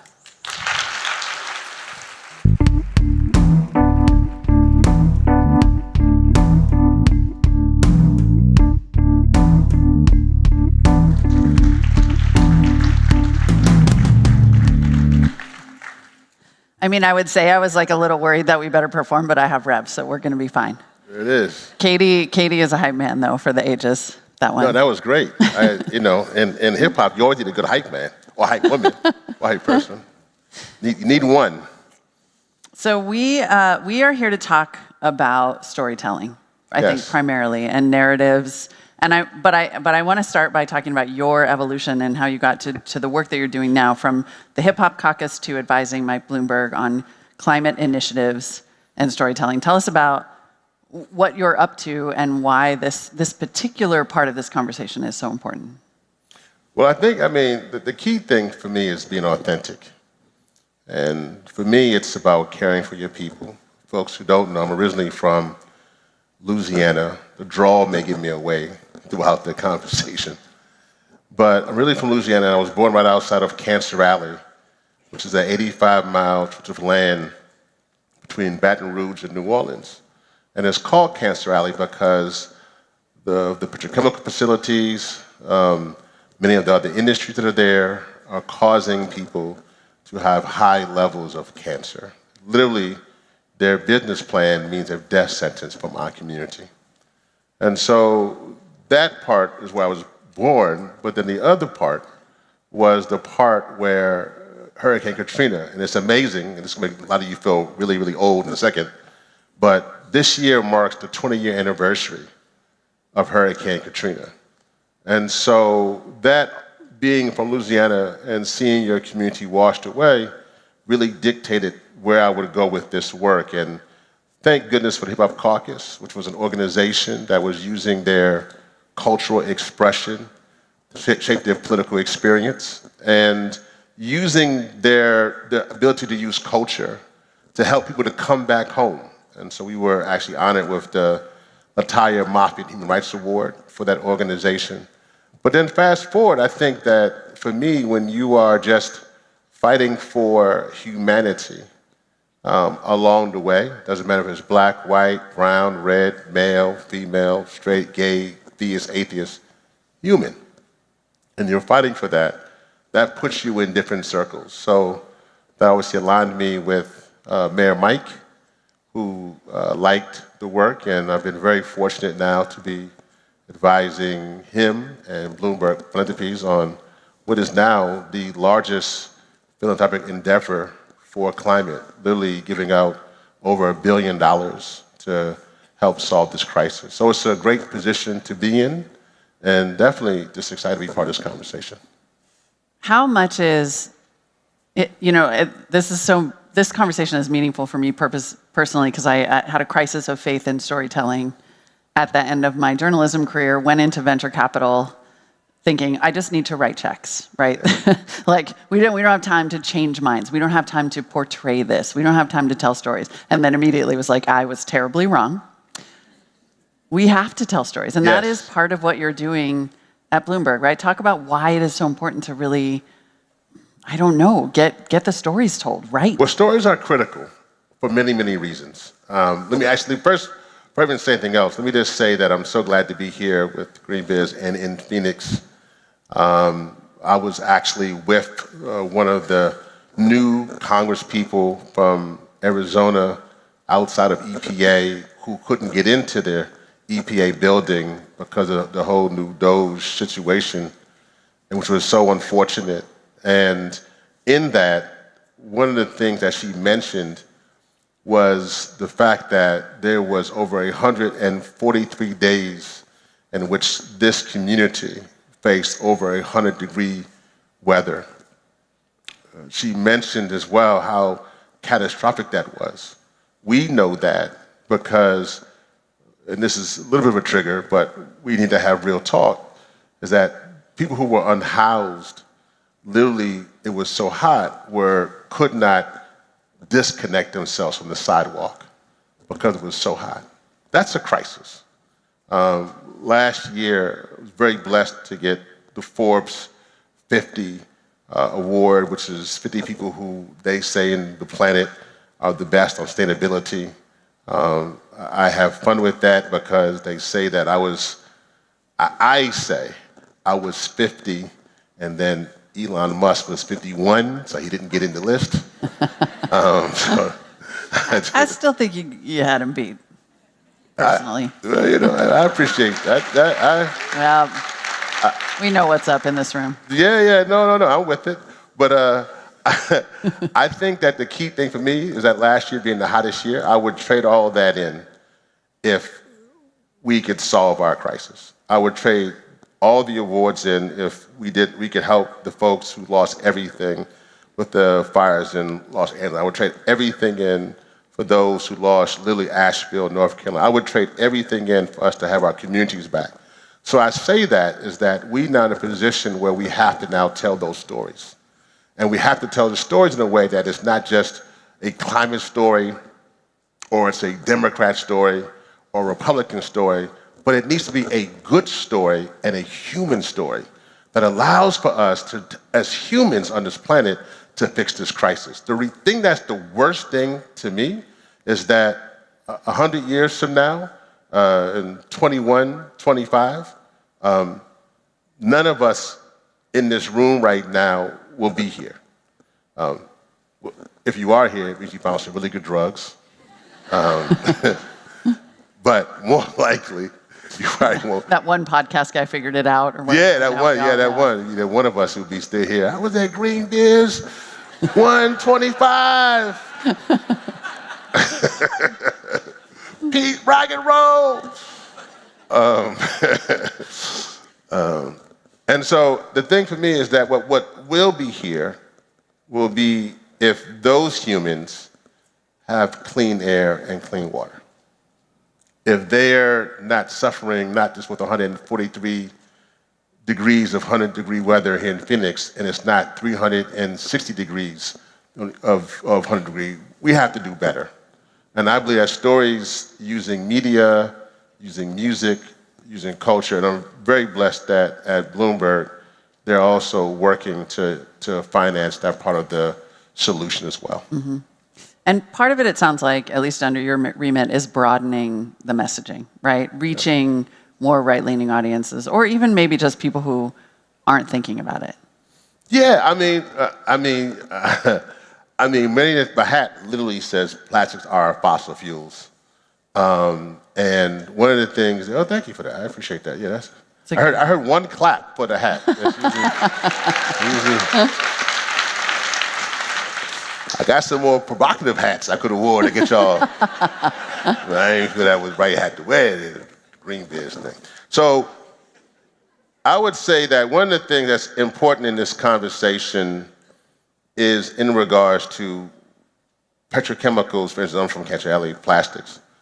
On the right, or I hate to say the right, but this, on the other side, people who may disagree, just not disagree, because we're all humans, I hate to say that, and I hate to divide us. But in that conversation, one side is concerned about plastics because of what it's doing to them and their health and petrochemical facilities. The other side, and I heard Joe Rogan talk about this, is that they're realizing that plastic is affecting men's sperm count. And for some reason, it's also making plastic is making men's junk a little smaller. So that has them on board. I'm not sure why that would be the thing. You would think the wildfires, the hurricanes, the droughts, but hey, if your junk getting smaller is what gets you in to the conversation, then here you are.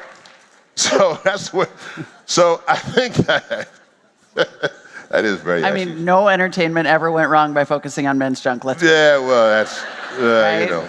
That's common ground. That's, yeah. Men care about their junk, and women know that men care about their junk. Especially as we heard, yeah, we get the picture. So what do we got to do to solve the climate crisis? We got it. If that gets the other side either excited or look like they're excited, how you want to put it, then that puts us in a position where we can solve this crisis. I think that our movement has been doing documentaries and doing things that are phenomenal, make you cry, but they aren't crossing over the line. And good storytelling is critical for us to begin to connect the dots. I was too young to really comprehend, but my parents used to watch a show with Archie Bunker.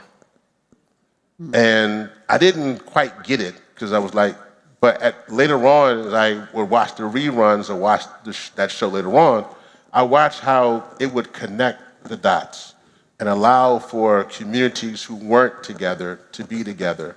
And so I think that storytelling has to do that now. So I'm hopeful that what we can do at both, at Hip Hop Caucus, who is on the front line and first line and doing some amazing storytelling and has done some things on that, and then my work with Bloomberg, I'm also hopeful that in those campaigns, and just for the record, the campaigns we have at Bloomberg, we love the word beyond at Bloomberg. It's just a word that we use for everything, I think. And so we have beyond carbon, beyond petrochemicals, cities, oceans, but in that we understand the importance of storytelling. Speaking of broadening audiences beyond the new hat that I hope you'll make, which is like protect your junk from plastic. I know. Actually, you know what's so funny? I said this same story, and a scientist is trying to get me a hat that has it on it. She's like, something like free sperm. I don't know what but I'm like, man, I will wear that hat just because the planet is burning, but my goodness, the stakes are high. He's like, really? This is what it takes? Okay, but we need to not only reach the worried about the junk crowd, yes. You have also talked about the fact that the environmental movement itself may need a different form of storytelling that may need to be brought along, right? Like you've talked about it started as this Ben and Jerry's Birkenstock moment, and now the storytelling needs to even, I think, be broader than how this movement has traditionally defined itself. And that's important for this conversation. So I love the GreenBiz because I think here we have folks who understand that being sustainable is, one, an amazing business component. And I hope, if nothing else in this conversation, you do not slow down on your efforts. You're doing good work, yes. You're doing good work and important work. And the work you're doing is a work that the rest of the world is on par with. Even other countries that may be, quote unquote, far right, they're all still aligned on this mission. So if you were to slow down for some reason, because of the next 2 or 4 years, you will be doing yourself and your business a disservice. So do not do that, because you will be behind the curve on where the rest of the world is. Step one. Step two, the modern day climate movement, which is different. So there's obviously the conservation movement and then the modern day climate movement, which really takes place between 1968 and 1972. And in that time frame, it's the creation of the EPA and also the first Earth Day. And one of the things interesting about that is a lot of things that are happening. There is a burgeoning women's movement, a burgeoning civil rights movement. Dr. King has just been assassinated. We have a strong queer rights movement. We have many movements that are happening, an anti-war movement. And the climate movement emerges, but it silos itself. It kind of doesn't go along. It's there, but not really there. That has created a problem because as we move forward to needing an intersectional environmental movement, we now have this situation where you, particularly those in business, you can't operate in a siloed business structure. You're wondering why, when you're trying to put forth something that makes sense for everybody, the movement itself is either Vermont or Sonoma County. I love both those places, so please, nothing against them. Or, as you just heard, Birkenstock or Ben & Jerry's, and I love both. I'm not sure, I don't think I have any Birkenstocks, but I love Ben & Jerry's. That would have been a surprise to me. I wouldn't mind that, though. I wouldn't if there's someone in here who's at Birkenstock. Really good for your back or whatever. There you go. See, you got to sell everything. You know what I mean? So in this process, the movement has become siloed, segregated, and not good for business. And in this process, we then have to relook at a movement that is global, that is in need of. There is nothing that connects us more than this conversation about being sustainable. It's not just the 300+ million people in America, it's the globe. That's the exciting part. But the part that we're missing, and we're missing in this movement, is that they don't quite understand how to bring the entire world in. If we can do that, that's actually the burden and the blessing. The burden is we are in a real crisis. No doubt about it. It is very scary. No doubt about that. But if we can unify ourselves, connect the dots, then we could be in a position not only save the only planet we know, but to save humanity itself. And that's an amazing, both terrifying situation, but also an amazing opportunity. Yeah. Right? I want to end it there because it's so beautiful, but I'm not wasting my last 2 minutes with you. Don't think that I'm done here. Talk very briefly, if you would, about the role of philanthropy at this exact moment. Philanthropy has been such a tiny part of climate donation. I think something like 2% of philanthropic dollars, maybe 4 tops, go toward climate initiatives. We are at a moment where business may pull back, but I hope not. Governments may pull back, but hopefully not all of them. Where does philanthropy fill that gap? I mean, so that's a great piece. I will say the same question, same thing I showed all of you, that I say this in all of my meetings with my philanthropic friends at other foundations. They have to be strong, and they have to still go hard. I think there's a lot of folks politically who are pulling back. I hope that you're not pulling back, again, politically.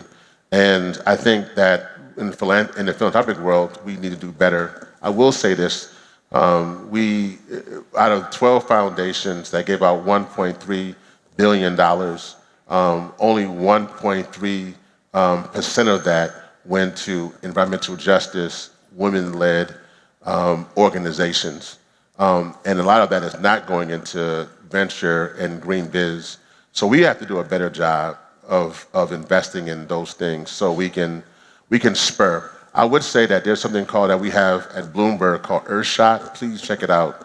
It's the Earthshot Prize and Earthshot Summit. We do it every year during Climate Week. Please check that out. It's something that we actually are looking, if you want to be involved and you think you have innovations, it's a great place to use that platform.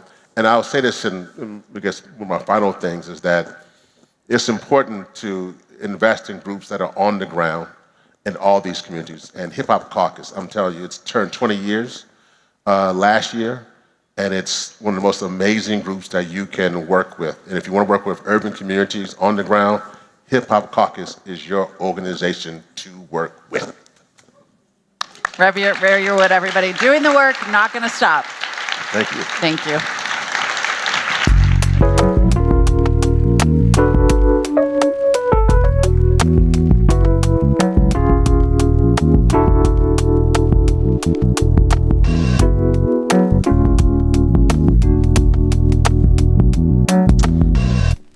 I'm feeling this stage, y'all. It is good.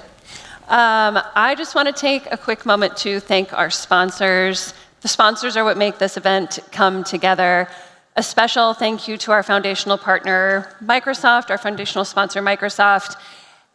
I hope when everybody sees these names on these slides, they are smiling a bit to themselves because they work for or with these organizations. And these are our sponsors who really help make the event work. Thank you, sponsors. Also, thank you to our partners. We have convening partners, community partners, media partners. Our sustainability partners help keep this event walking the talk, keeps us a zero waste event.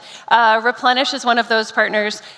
You'll see the colorful bins, use them accordingly. And if you don't know, just keep it on that black tray. There's a whole bunch of volunteers who will make sure all of those things get anywhere but the landfill. It is with great pleasure that I get to introduce our last speaker. George Basile is professor at the School of Sustainability at ASU. I got to know George because his A+ student is my right hand. Nico McCrossan has helped build so many of the sessions. If you are enjoying, yes, applause for Nico. If you're in these sessions and you're thinking, this is exactly who should be speaking on this exact topic, thank you, Nico. So George Basile, professor at ASU, he's going to bring us home. I hope you are ready for this.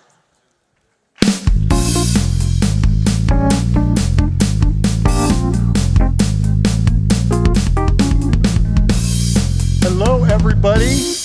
The stupendous Katie Ryan. Big round of applause, right? So I'm going to see if I can launch you guys off into the rest of the GreenBiz today. Maybe bookend Joel. You can see, I think, that we're going to talk a little bit for the next few minutes about uncommon sense. We've heard a lot about common sense recently and common sense changes. So let's talk a little bit about uncommon sense. This talk came about, I was in with my colleagues. We were writing proposals that were positioned for the previous administration. And while we were writing them, somebody raised their hand. And they're like, should we change these? Because you guys may have noticed a new administration has come into town. They may have, I don't know, but anyway, we saw it. We're super smart. And I said, okay, let's do that. And there was kind of silence. So they said, why don't you do that? And pointed at me.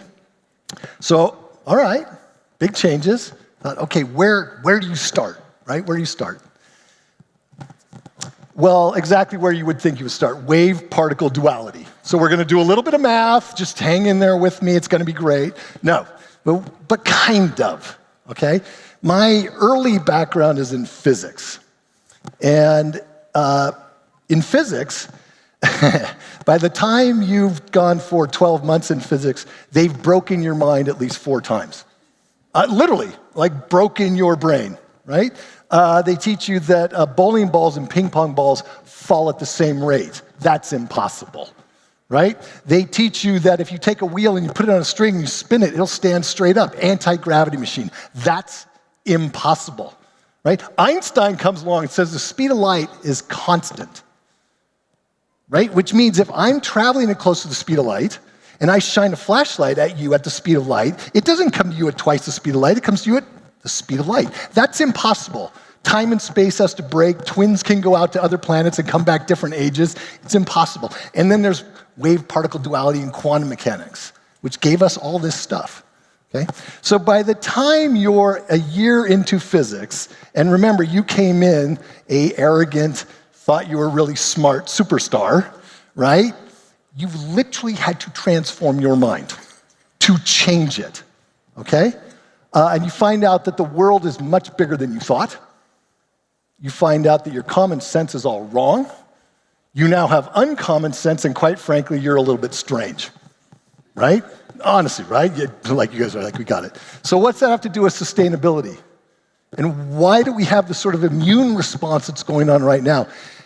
This idea, right, that everyday decisions impact planetary systems, that's a new idea that we were born into. And our economy, our 19th and 20th century economy is not built around that idea. That idea is not common sense, right? It's a crazy idea that what I do today, right now, in this moment, what we're doing in this room right now, can impact planetary systems. And so the language that we're getting used to, right, that you guys are changing your mind to understand, right, life cycle analysis, greenhouse gases, right, circular economy, literally make no sense in the old model. It literally makes no sense. You guys have been changing your mind. You've been developing uncommon sense. And I got to be honest with you, you've been getting a little bit strange, okay? I'm just saying, right? You've been getting a little bit strange. So, to launch us into the rest of the conference here, I'm going to share 4 common guides for uncommon sense, right?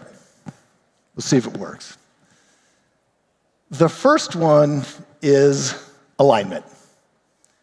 And there's a lot of talk that's been going on at this conference around how do you bring your uncommon sense ideas to the emerging world that we're now in, right? How do you do that? Now, let me tell you, your bigger worldview, right? Your strangeness, your uncommon sense can encompass the existing worldview. It is a bigger view, just like modern physics can encompass old physics. But for the old, Einstein got hate mail when he did relativity. I'm not kidding, for real, right? How dare you, right? So the challenge is upon us to figure out how to come back to the current reality and share how the bigger sustainability picture can create pathways for success, can explain things. So for example, with my group, right, I help them see that circular economy, for example, yes, it can be about greenhouse gases, and yes, it can be about less waste, et cetera. But it can also be about having access to materials and advanced materials that are going to allow our economy to grow. It can also be about stabilizing supply chains. It can also be about creating jobs. It can also be about national security. It can even be about American exceptionalism, right?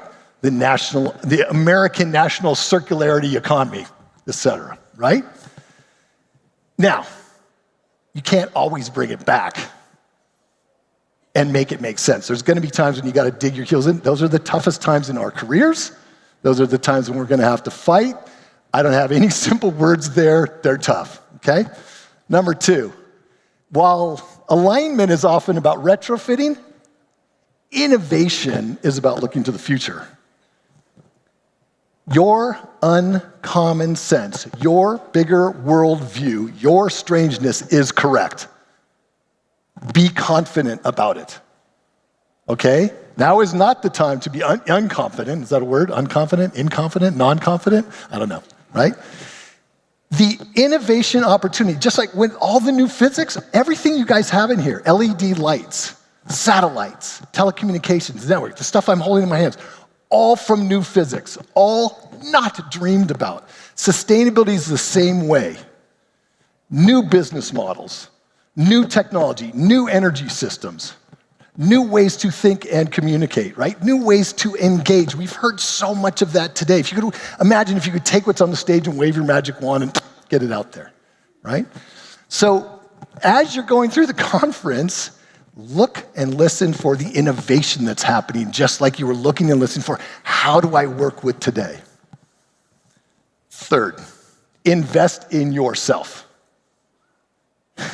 You guys are the most important ingredient in this effort, right? Joel talked about it, okay?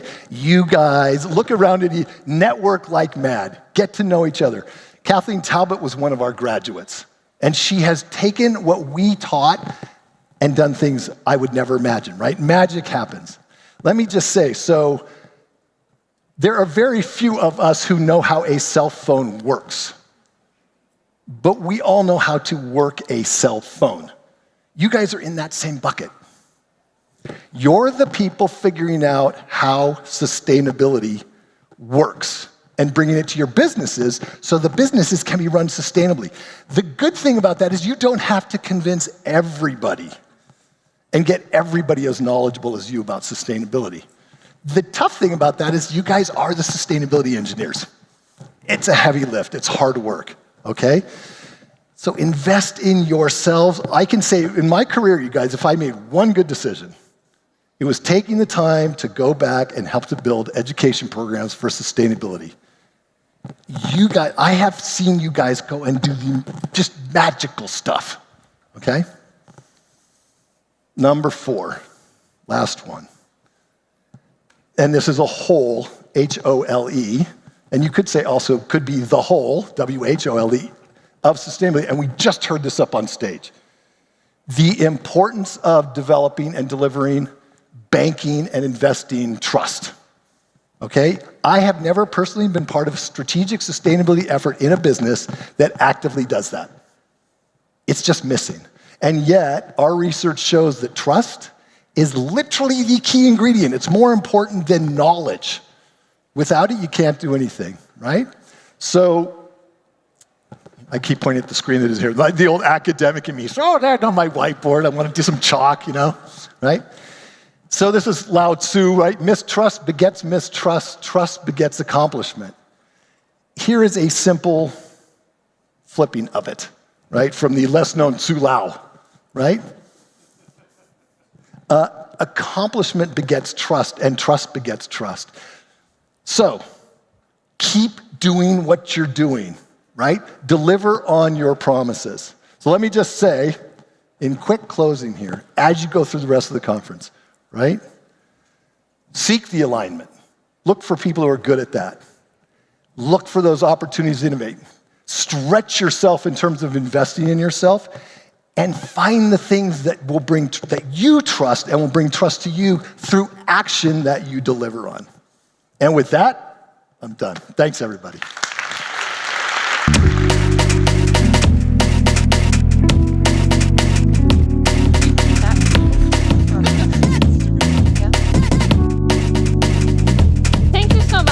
Closes our GreenBiz main stage for today. We've got a reception tonight. We got keynotes and breakouts all tomorrow. I can't wait to see you back. I'm going to take one special thank you to thank my special cheering squad at home, Hana and Josephine and Stephen.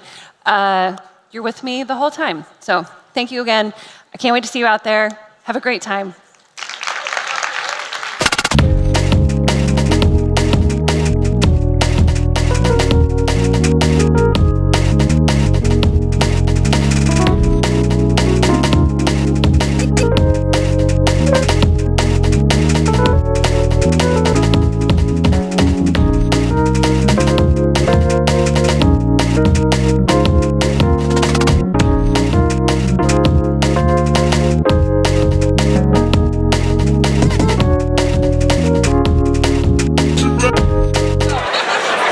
Welcome back.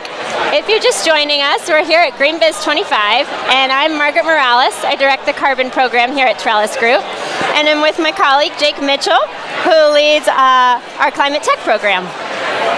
So we just came off the keynotes, and there were some amazing, I think Katie called them gold nuggets of wisdom that came off that stage. For me, my favorite phrase I'm taking away is gritty hope. So what did you Gritty hear? Hope, that poem stood out a lot to me. And I was trying to catch all the nuggets of wisdom. That's what Katie encouraged us to do. One thing was honestly from Joel, maybe I'm a little biased, but the stress-free hypothesis, taking lessons from nature and forests, that under stress actually plants, trees, mycelium cooperate and share resources. It's not a zero-sum game. And that's a great analogy for where we're at right now. 100%. And he said ask bigger questions. So I know you have several interviews coming up now, Jake, with some really cool innovators. So I'll leave it to you. Awesome. We'll see you in just a second.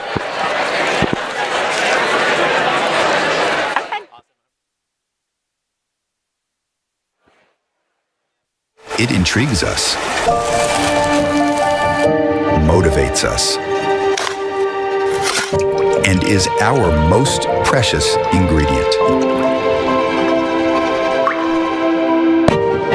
Suntory Global Spirits is a story of legacy, measured in centuries. A heritage born of innovation and relentless craftsmanship. A company with a thirst for discovery. Our past and our future are shaped by an unwavering pursuit of quality. Our spirits made from the purest water and the finest grains. We are guided by our commitment to protect our natural resources. The brands we build, the experiences we create, are anchored in our values to pursue bold ambitions and have a positive impact on the world around us. Because it is the environment and community we build around us that defines our success. We are Suntory Global Spirits, inspiring the brilliance of life. Hello, I'm Jake Mitchell, Director of Climate Tech Innovation with Trellis Group, and I'm sitting here with Arvind Vora, CEO at Redaptive. Arvind, welcome. Yeah, thank you so much for having me. I appreciate it. So good to have you, yeah.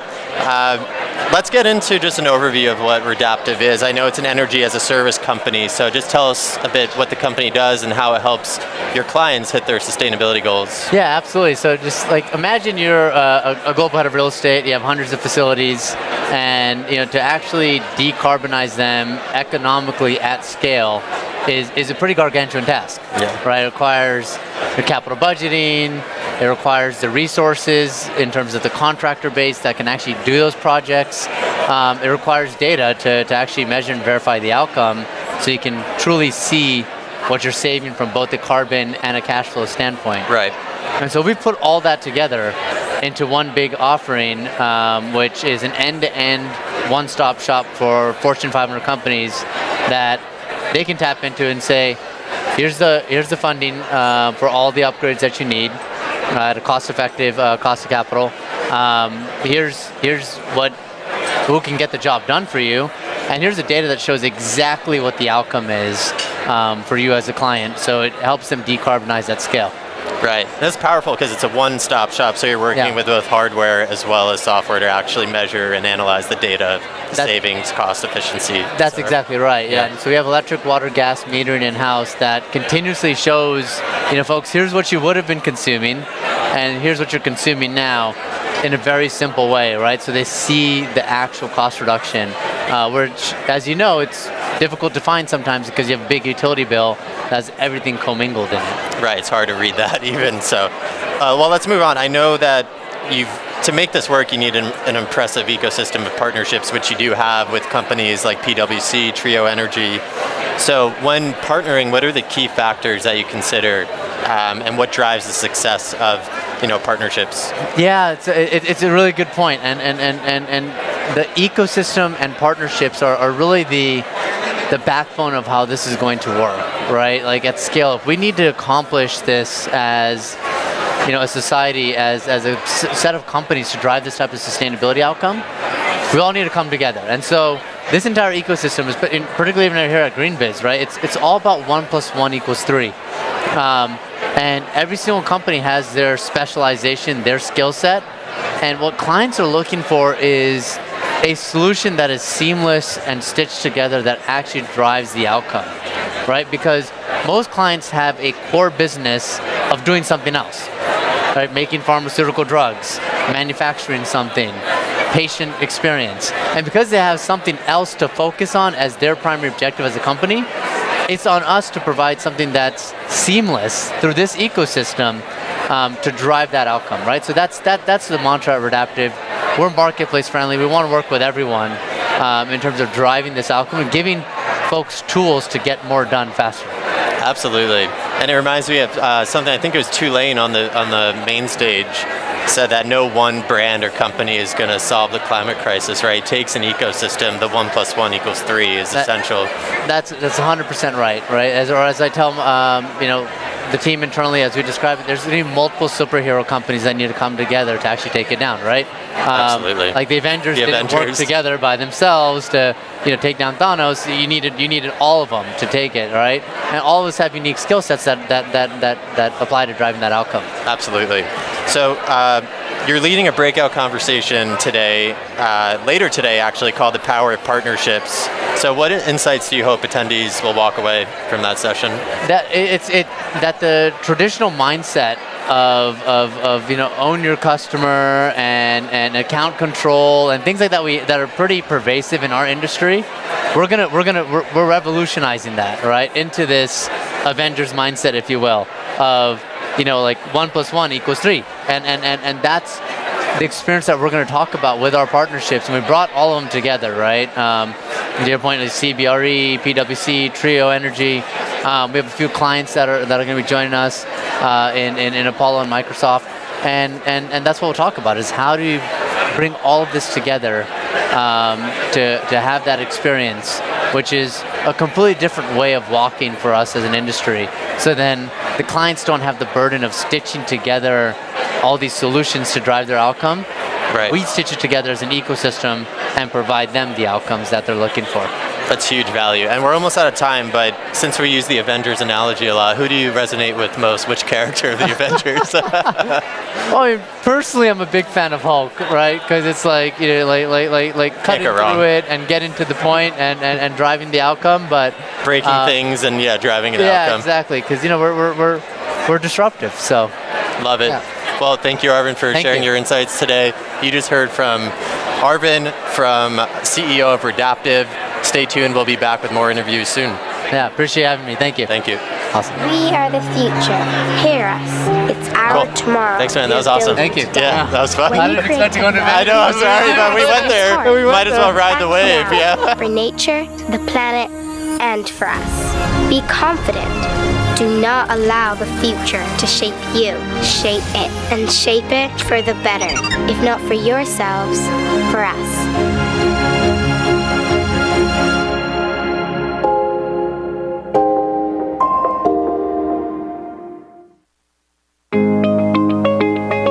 30% of the energy consumed by commercial and industrial buildings is completely wasted. Billions and billions of dollars per year.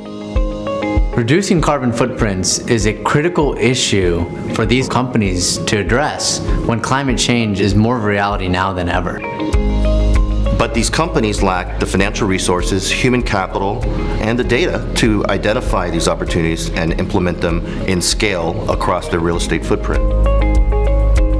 That's where Redaptive comes in. Redaptive is an energy-as-a-service provider where we fund, install, and monitor the performance of energy-saving technologies within commercial and industrial real estate portfolios.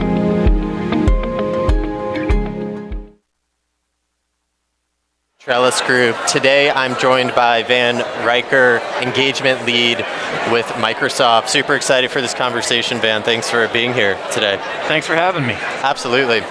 So, you have an interesting story. You've been a marketer at Microsoft for about 10 years and recently became the engagement lead, which we're going to talk about today. You're the engagement lead for Microsoft's 10,000 member global employee network, Sustainable Connected Community, or SCC for short. So tell us, what's the purpose of this employee network and what's your role as the engagement lead? So there's kind of three parts to the organization. So the first part is really to help amplify the message of what Microsoft is doing around climate. It's also to engage people in a forum where they can figure out how to do more through like hackathons and eco challenges and things like that during the year. And then the third thing is to help get the company take action. So some of the things that the organization has done in the past is get the company to compost, and then also to help build green software guidelines that use less energy. Absolutely, and I know you've already enacted change within Microsoft. So can you give us an example of what this group has been able to change through, your internal activism, if you will?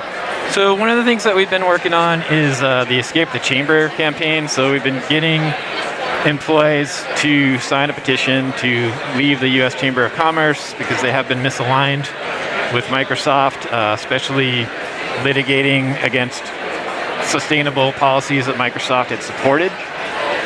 And as a result of what we've been doing, the company actually published a report last year which showed the misalignment with the chamber at a public level, and we think that's a big win because we really want to make Microsoft, if we are part of the chamber, be a more vocal member and try to push policy more in the way of sustainability.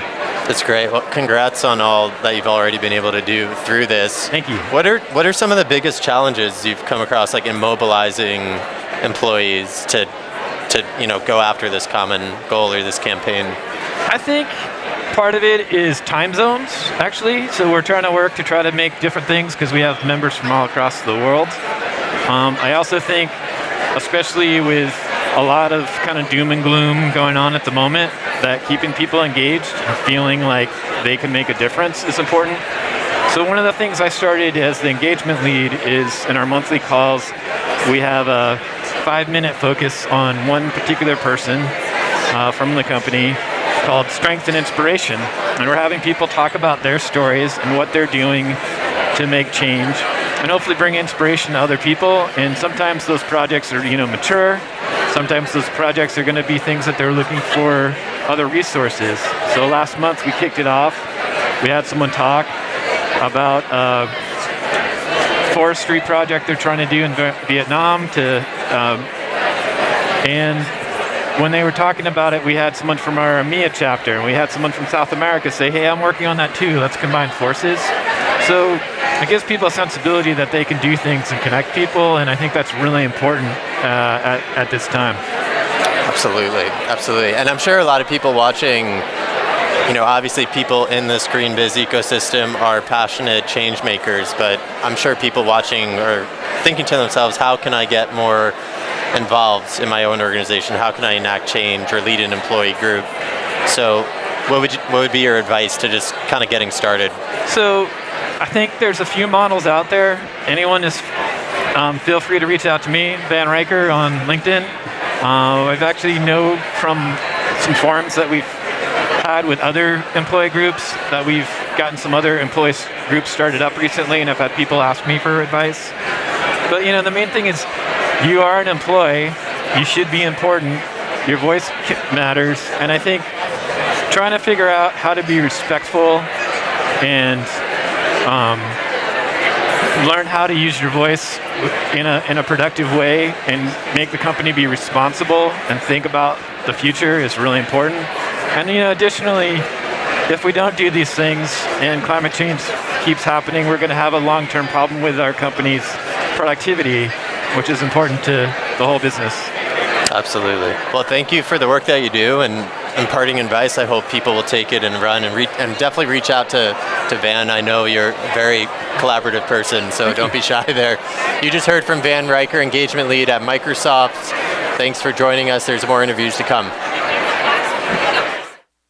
As 2025 marks a big year for CSRD, our software solution helps you stay compliant while uncovering risks, issues, and opportunities for sustainable success. Our AI-powered platform transforms complex data into clear, actionable insights. We help you understand your impact, address key issues, and uncover opportunities. With access to our experts and a welcoming community of sustainability leaders, you're never alone in making a difference. In a world where every choice shapes our future, moving forward responsibly isn't just smart, it's essential. At Sphera, we are a catalyst for progress, empowering our customers to confidently move toward a more sustainable tomorrow. With industry-defining expert guidance and data-led insights that unlock opportunities and accelerate positive change. When ambition meets action and expertise connects with innovation, you're not just ready for the future, you're creating it. We are experts. We are partners. We are Sphera.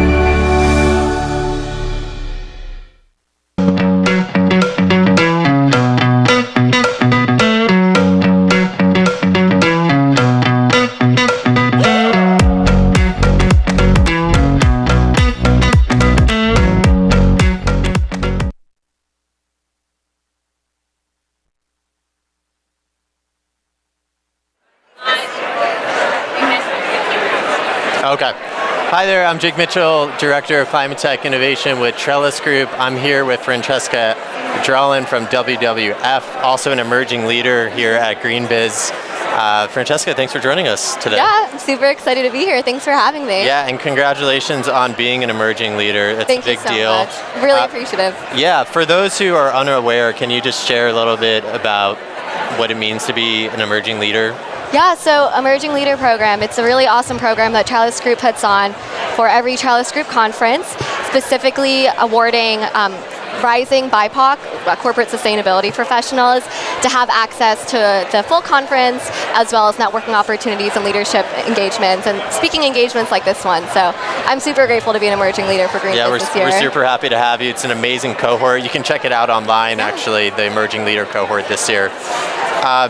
So, of course, you're an emerging leader, but you also work in consumer engagement for WWF. So, you engage consumers in environmental education, behavior change. So tell us a bit about your role and what are some of the most effective strategies you've seen for engaging consumers? Yeah, for sure. So at the World Wildlife Fund, I work for their consumer engagement team. So I collaborate with companies to launch consumer engagement partnerships that essentially activate consumers to want to take action on sustainability, support WWF's cause, and ultimately drive behavior change in sustainability.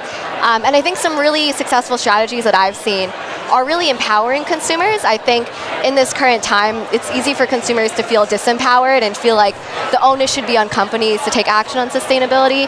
And so with our strategies and our campaigns, we really try to empower the consumer to feel part of a greater effort and really also encourage companies to put money where their mouth is, be part of a larger campaign, partner with nonprofits, and then have and identify opportunities for consumers to be a part of that and really maximize the impact that consumers and businesses can achieve together versus just feeling like a consumer is only doing the work on their own. Definitely. I think empowering is so important. How do you go about empowering? Like, what does that look like, actually empowering a consumer base? Yeah, exactly. I think it's driving action. I think education is such a big part of driving consumer awareness, but then taking it a step further, then also driving action. So oftentimes campaigns that we do with companies will have a direct action at the end of the campaign, and also finding opportunities for companies to maximize the impact of consumers, such as through a matching gift donation.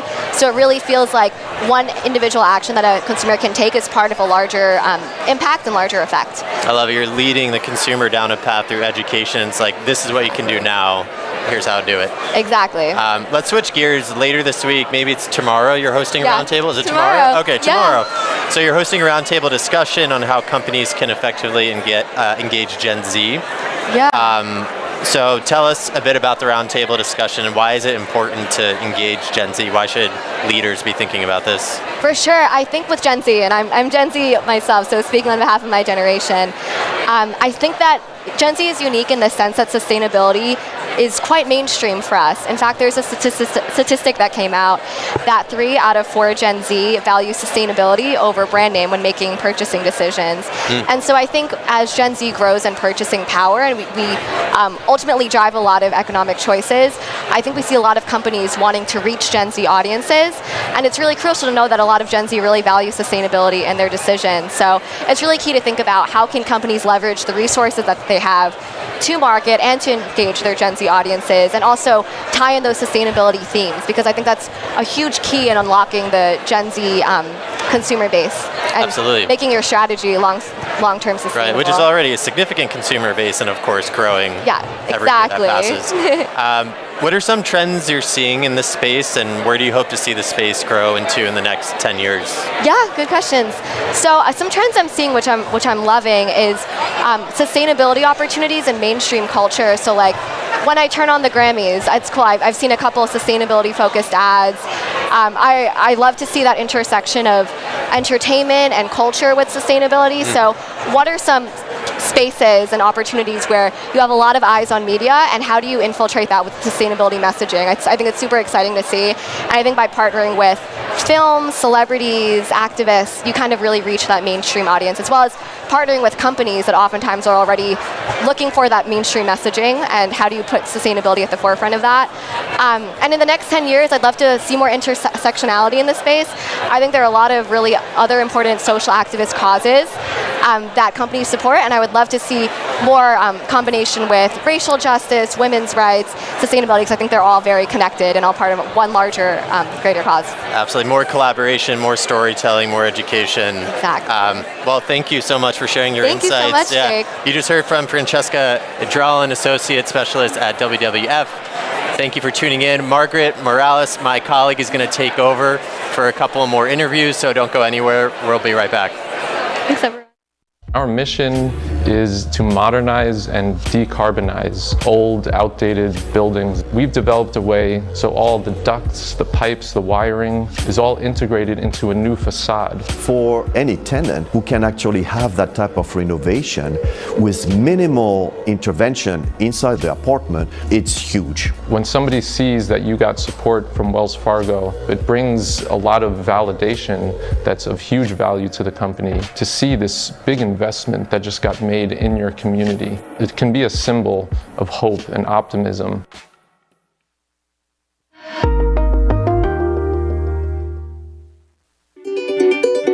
The future belongs to the bold. Bold leaders, making business more sustainable and resilient now to drive transformation, create long-term value, and deliver a competitive edge. KPMG can help as a dedicated partner along the journey, bringing insights and expertise to help you embed sustainability throughout your enterprise and uncover new opportunities. Now is the time for bold solutions. Take action with KPMG. Talk with us today.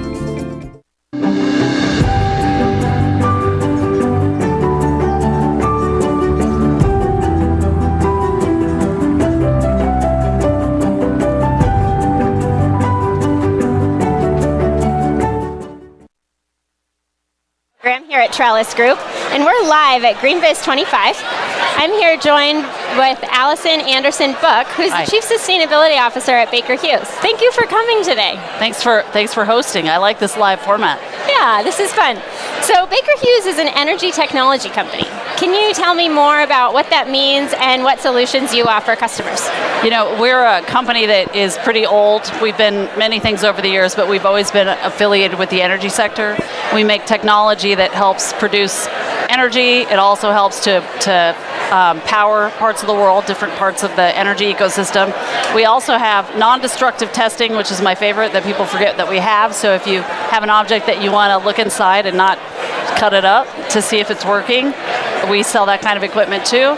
We have a large industrial asset management business, and so a lot of the equipment and monitoring that people need to see that their machines are running efficiently, that's brought to consumers by Baker Hughes. Okay, great. So we're at GreenBiz 25. Of course, a huge theme here is decarbonizing. So tell me, what challenges do Baker Hughes customers face when they are trying to hit decarbonization goals? Well, right now, I think it's the headwinds of the changes geopolitically around the world, right? Because people are trying to determine, you know, what's in it for them in terms of the return on investment. I would say the other aspect is that the regulatory structure for most of our companies, these are really big energy producers, and they may be like a state-owned company, a government company, but then they still have subsidiaries and they might have to comply with CSRD. And so even if they're not publicly traded, we all have this similar kind of reporting challenge. And so the shift of capital from the abatement solution has gone into reporting. And so now we're trying to think about how we can advise our customers on how to report and still spend on the abatement solution itself. Yeah, that's a challenge that we're hearing a lot here. Like for everybody. Everybody. That's the theme of the year, and there's a lot of opportunity there. There is. So Baker Hughes has an annual convening. Thousands of people come from different industries. So I'm curious to hear from you about collaboration. How do you work across industries to push these goals forward? So this year we had a theme called Progress at Scale, and the intention is to show what can be done if we continue to make progress. I heard on the stage here today about the sort of radical, like incrementalism or something I can't remember the exact term. And I think there, to some degree, is some of that happens, but when we convene people at annual meeting, we're really looking to catalyze the collective, I'd say, sort of buying power, the collective interest in a topic.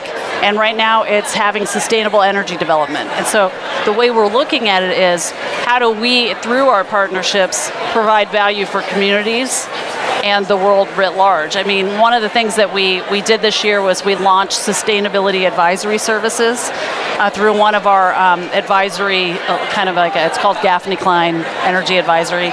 And basically that's looking more on water and energy resources that our customers are dealing with in their active operations. And so that's the first time we've done that, which was pretty exciting. So we're making progress at scale. with our customers on a project-by-project basis, which I think is pretty excellent. Yeah. We heard from the stage that phrase, community is medicine. I love that, and it sounds like that is part of this work. All right, so we're at the beginning of the year. 2025, bright, fresh year. What are like the trends that you're going to be paying attention to throughout 2025?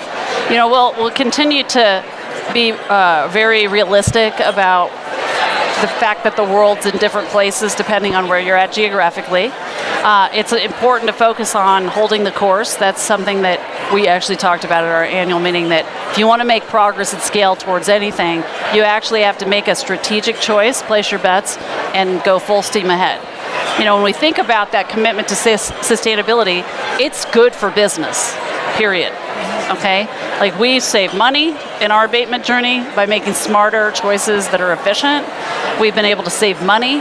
We're able to provide that value to customers. And so looking at the opportunities where we can continue to progress through the year and show that sustainability is actually a core part of being a responsible business person, right? And at the end, you do it all right, you actually save and make more money, right?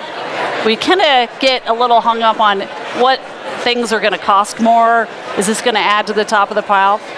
Within our company today, we have not invested anything above what we would have already spent for upgrades, and we have a 3-year break-even period, and it pays off.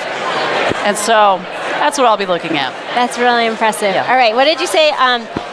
Incrementalism? You said ambitious They said something like radical incrementalism. Radical incrementalism. And we need to get beyond that to be more innovative again. Yes, I love that. All right, thank you so much for joining me. I hope you enjoy the rest of the conference. Thank you. You as well. It's a good conference.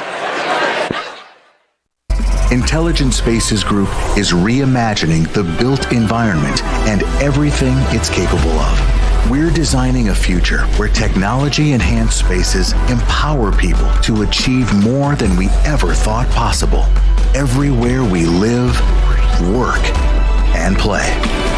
The new paradigm for intelligent spaces that sense, think, and act is here.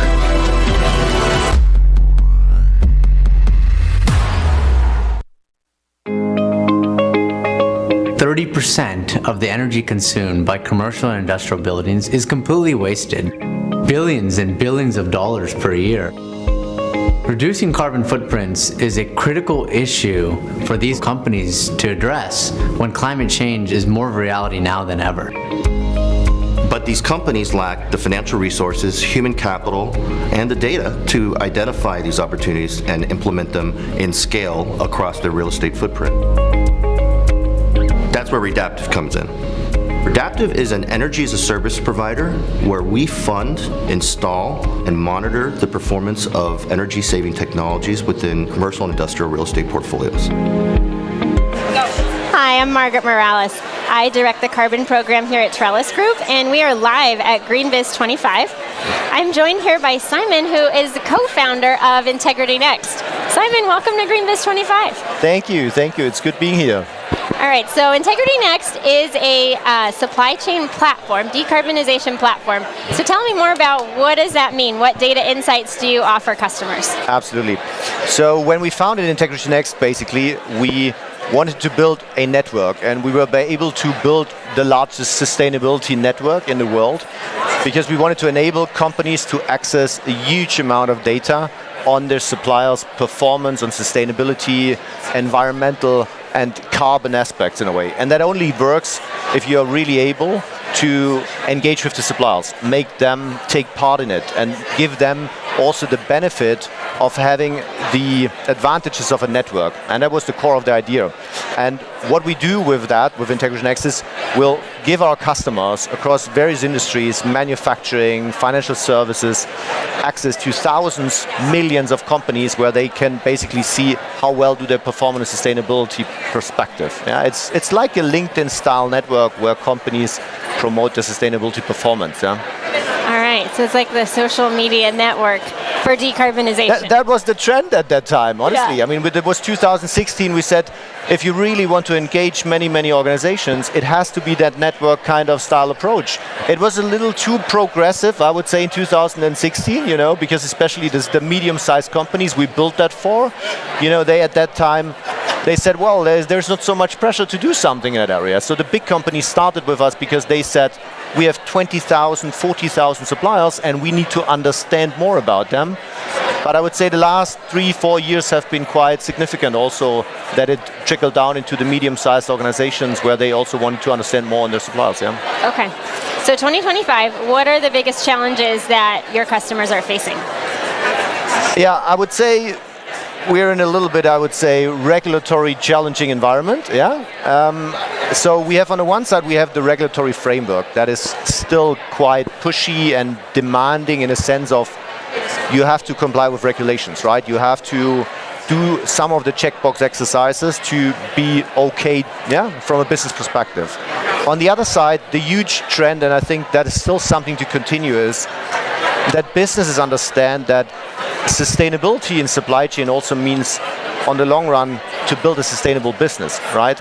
If you know a lot on your suppliers and you know how they perform and you know which implications are where in which parts of your supply chain, it makes you more resilient. Yeah, and that trend, especially in an environment where there's more trade barriers, where there's more kind of, I would say, movements, still is super relevant in a way. Yeah, so regulations, as well as reacting with a sustainable business and knowledge on your suppliers, I think those are the two key things what we see with our clients. Yeah. Mm-hmm. This is a space where policy and regulation is changing very fast. There's a lot for companies to keep up with.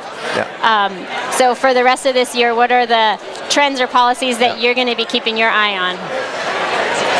Well, I think for sure I think we have in Europe, we have a very strong regulatory framework that is also again a little bit in the changing. We have in the US a lot of regulations even being pushed up, although in the public discussion it's always said we're going to lower it, but there's a lot of mechanisms like UFLPA, like also carbon kind of tax perspectives that will become more relevant and more dominant. And I think the good thing is that we as a company, we look at those regulations and we constantly adjust our platform onto those things so that our customers have less to worry about. Because ultimately, most of the organizations, they do not have big departments who are capable of looking into all of those regulations and then constantly adjusting their mechanisms on how to track their suppliers on it. So that's part of what we do. Yeah, and I would say US is interesting. I think we really, as Europeans or as US, we have to be careful because there's a lot of movement happen in the Asian market as well. You know, energy prices are very low in some regions of China already, yeah, with like 1 cent per kilowatt. So I would say we should maybe not just look into ourselves a little bit, but think at this from a global perspective.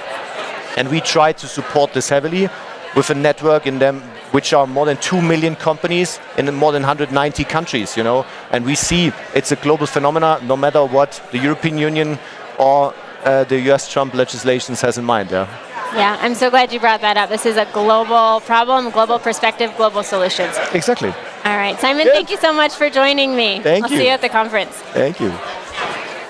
As 2025 marks a big year for CSRD, our software solution helps you stay compliant while uncovering risks, issues, and opportunities for sustainable success. Our AI-powered platform transforms complex data into clear, actionable insights. We help you understand your impact, address key issues, and uncover opportunities. With access to our experts and a welcoming community of sustainability leaders, you're never alone in making a difference. We are the future. Hear us. It's our tomorrow you're building today. When you create technology, put us at its heart. Act now for nature, the planet, and for us. Be confident. Do not allow the future to shape you. Shape it, and shape it for the better. If not for yourselves, for us.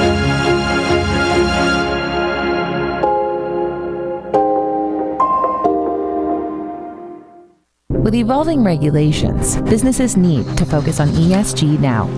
They need to track ESG data today so they're ready to report tomorrow.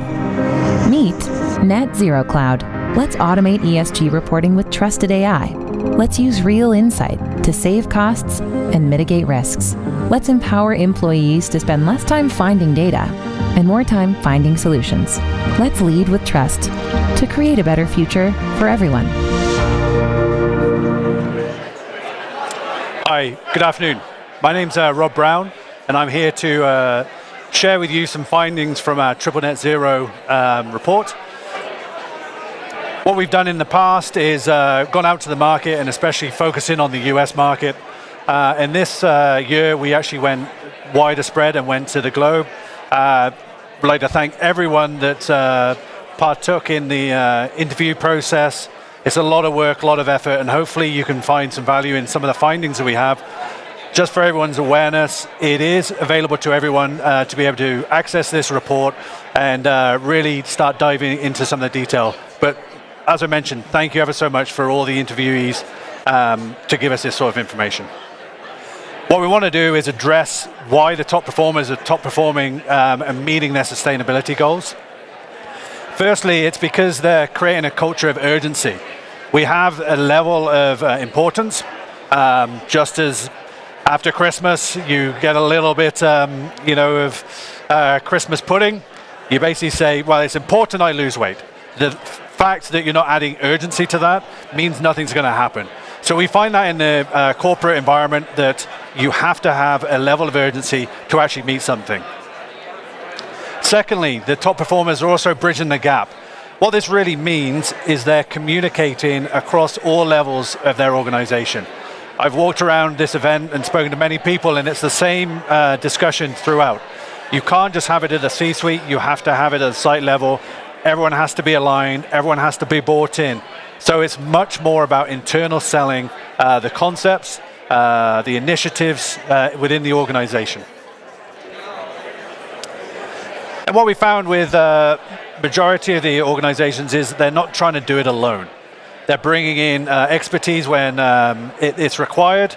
It's the fact of you're looking at your business as a whole and realizing that you want to focus in on your core business and therefore bring in other agents to help you on your not so core business, but tie them and align them to your corporate strategy. When we look at, we're all led by sort of quarterly reviews, we're all led by budgets. It's sometimes really difficult to play the long game. We have to set targets, we have to measure against those targets, and we found that the top performing agents in this environment really focus in on the fact that they want to get from A to C, and the B is incremental. So this is a really a key point that it sort of refers to the previous four. So when you're looking at the sort of common barriers within your organization, one of them is you don't necessarily have the metrics, you don't necessarily have the framework to measure against, so it's very hard to communicate. It's also the fact that you're not communicating through all parts of the organization to actually meet the sort of the desired outcomes that you want. It's also the fact that people are using the word sustainability and not creating the necessary business cases to address the requirements they need to actually meet a goal. So if you want to decarb by X% or you wanted to promote your reuse, people don't realize that there's the mass balance arrangement where you actually have to look at water. You have to look at energy as it's attributed to water. You have to look at energy on its own. So what we found in our study, and hopefully you will see it too, is the magnitude of internal barriers that we need to overcome to be able to achieve our goals. Everyone feels like it's achievable, everyone wants to do it, but it's difficult. So we need to overcome that together. We need to do that across the multi parts of anyone's organization. And it's really just hard work, just working towards it. So as I mentioned right at the start, I really want to thank everyone that took part in the interview process. It's really hard to be honest and open in those situations. So thank you again, and hopefully you find the report really rewarding. It's full of lots of information. So thank you very much. In a world where every choice shapes our future, moving forward responsibly isn't just smart, it's essential. At Sphera, we are a catalyst for progress, empowering our customers to confidently move toward a more sustainable tomorrow. With industry-defining expert guidance and data-led insights that unlock opportunities and accelerate positive change. When ambition meets action and expertise connects with innovation, you're not just ready for the future, you're creating it. We are experts. We are partners. We are Sphera. Our mission is to modernize and decarbonize old, outdated buildings. We've developed a way so all the ducts, the pipes, the wiring is all integrated into a new facade. For any tenant who can actually have that type of renovation with minimal intervention inside the apartment, it's huge. When somebody sees that you got support from Wells Fargo, it brings a lot of validation that's of huge value to the company. To see this big investment that just got made in your community, it can be a symbol of hope and optimism.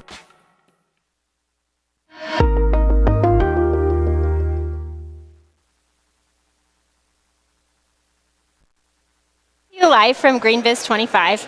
We're just about to wrap up our live stream for today, the first day of the conference.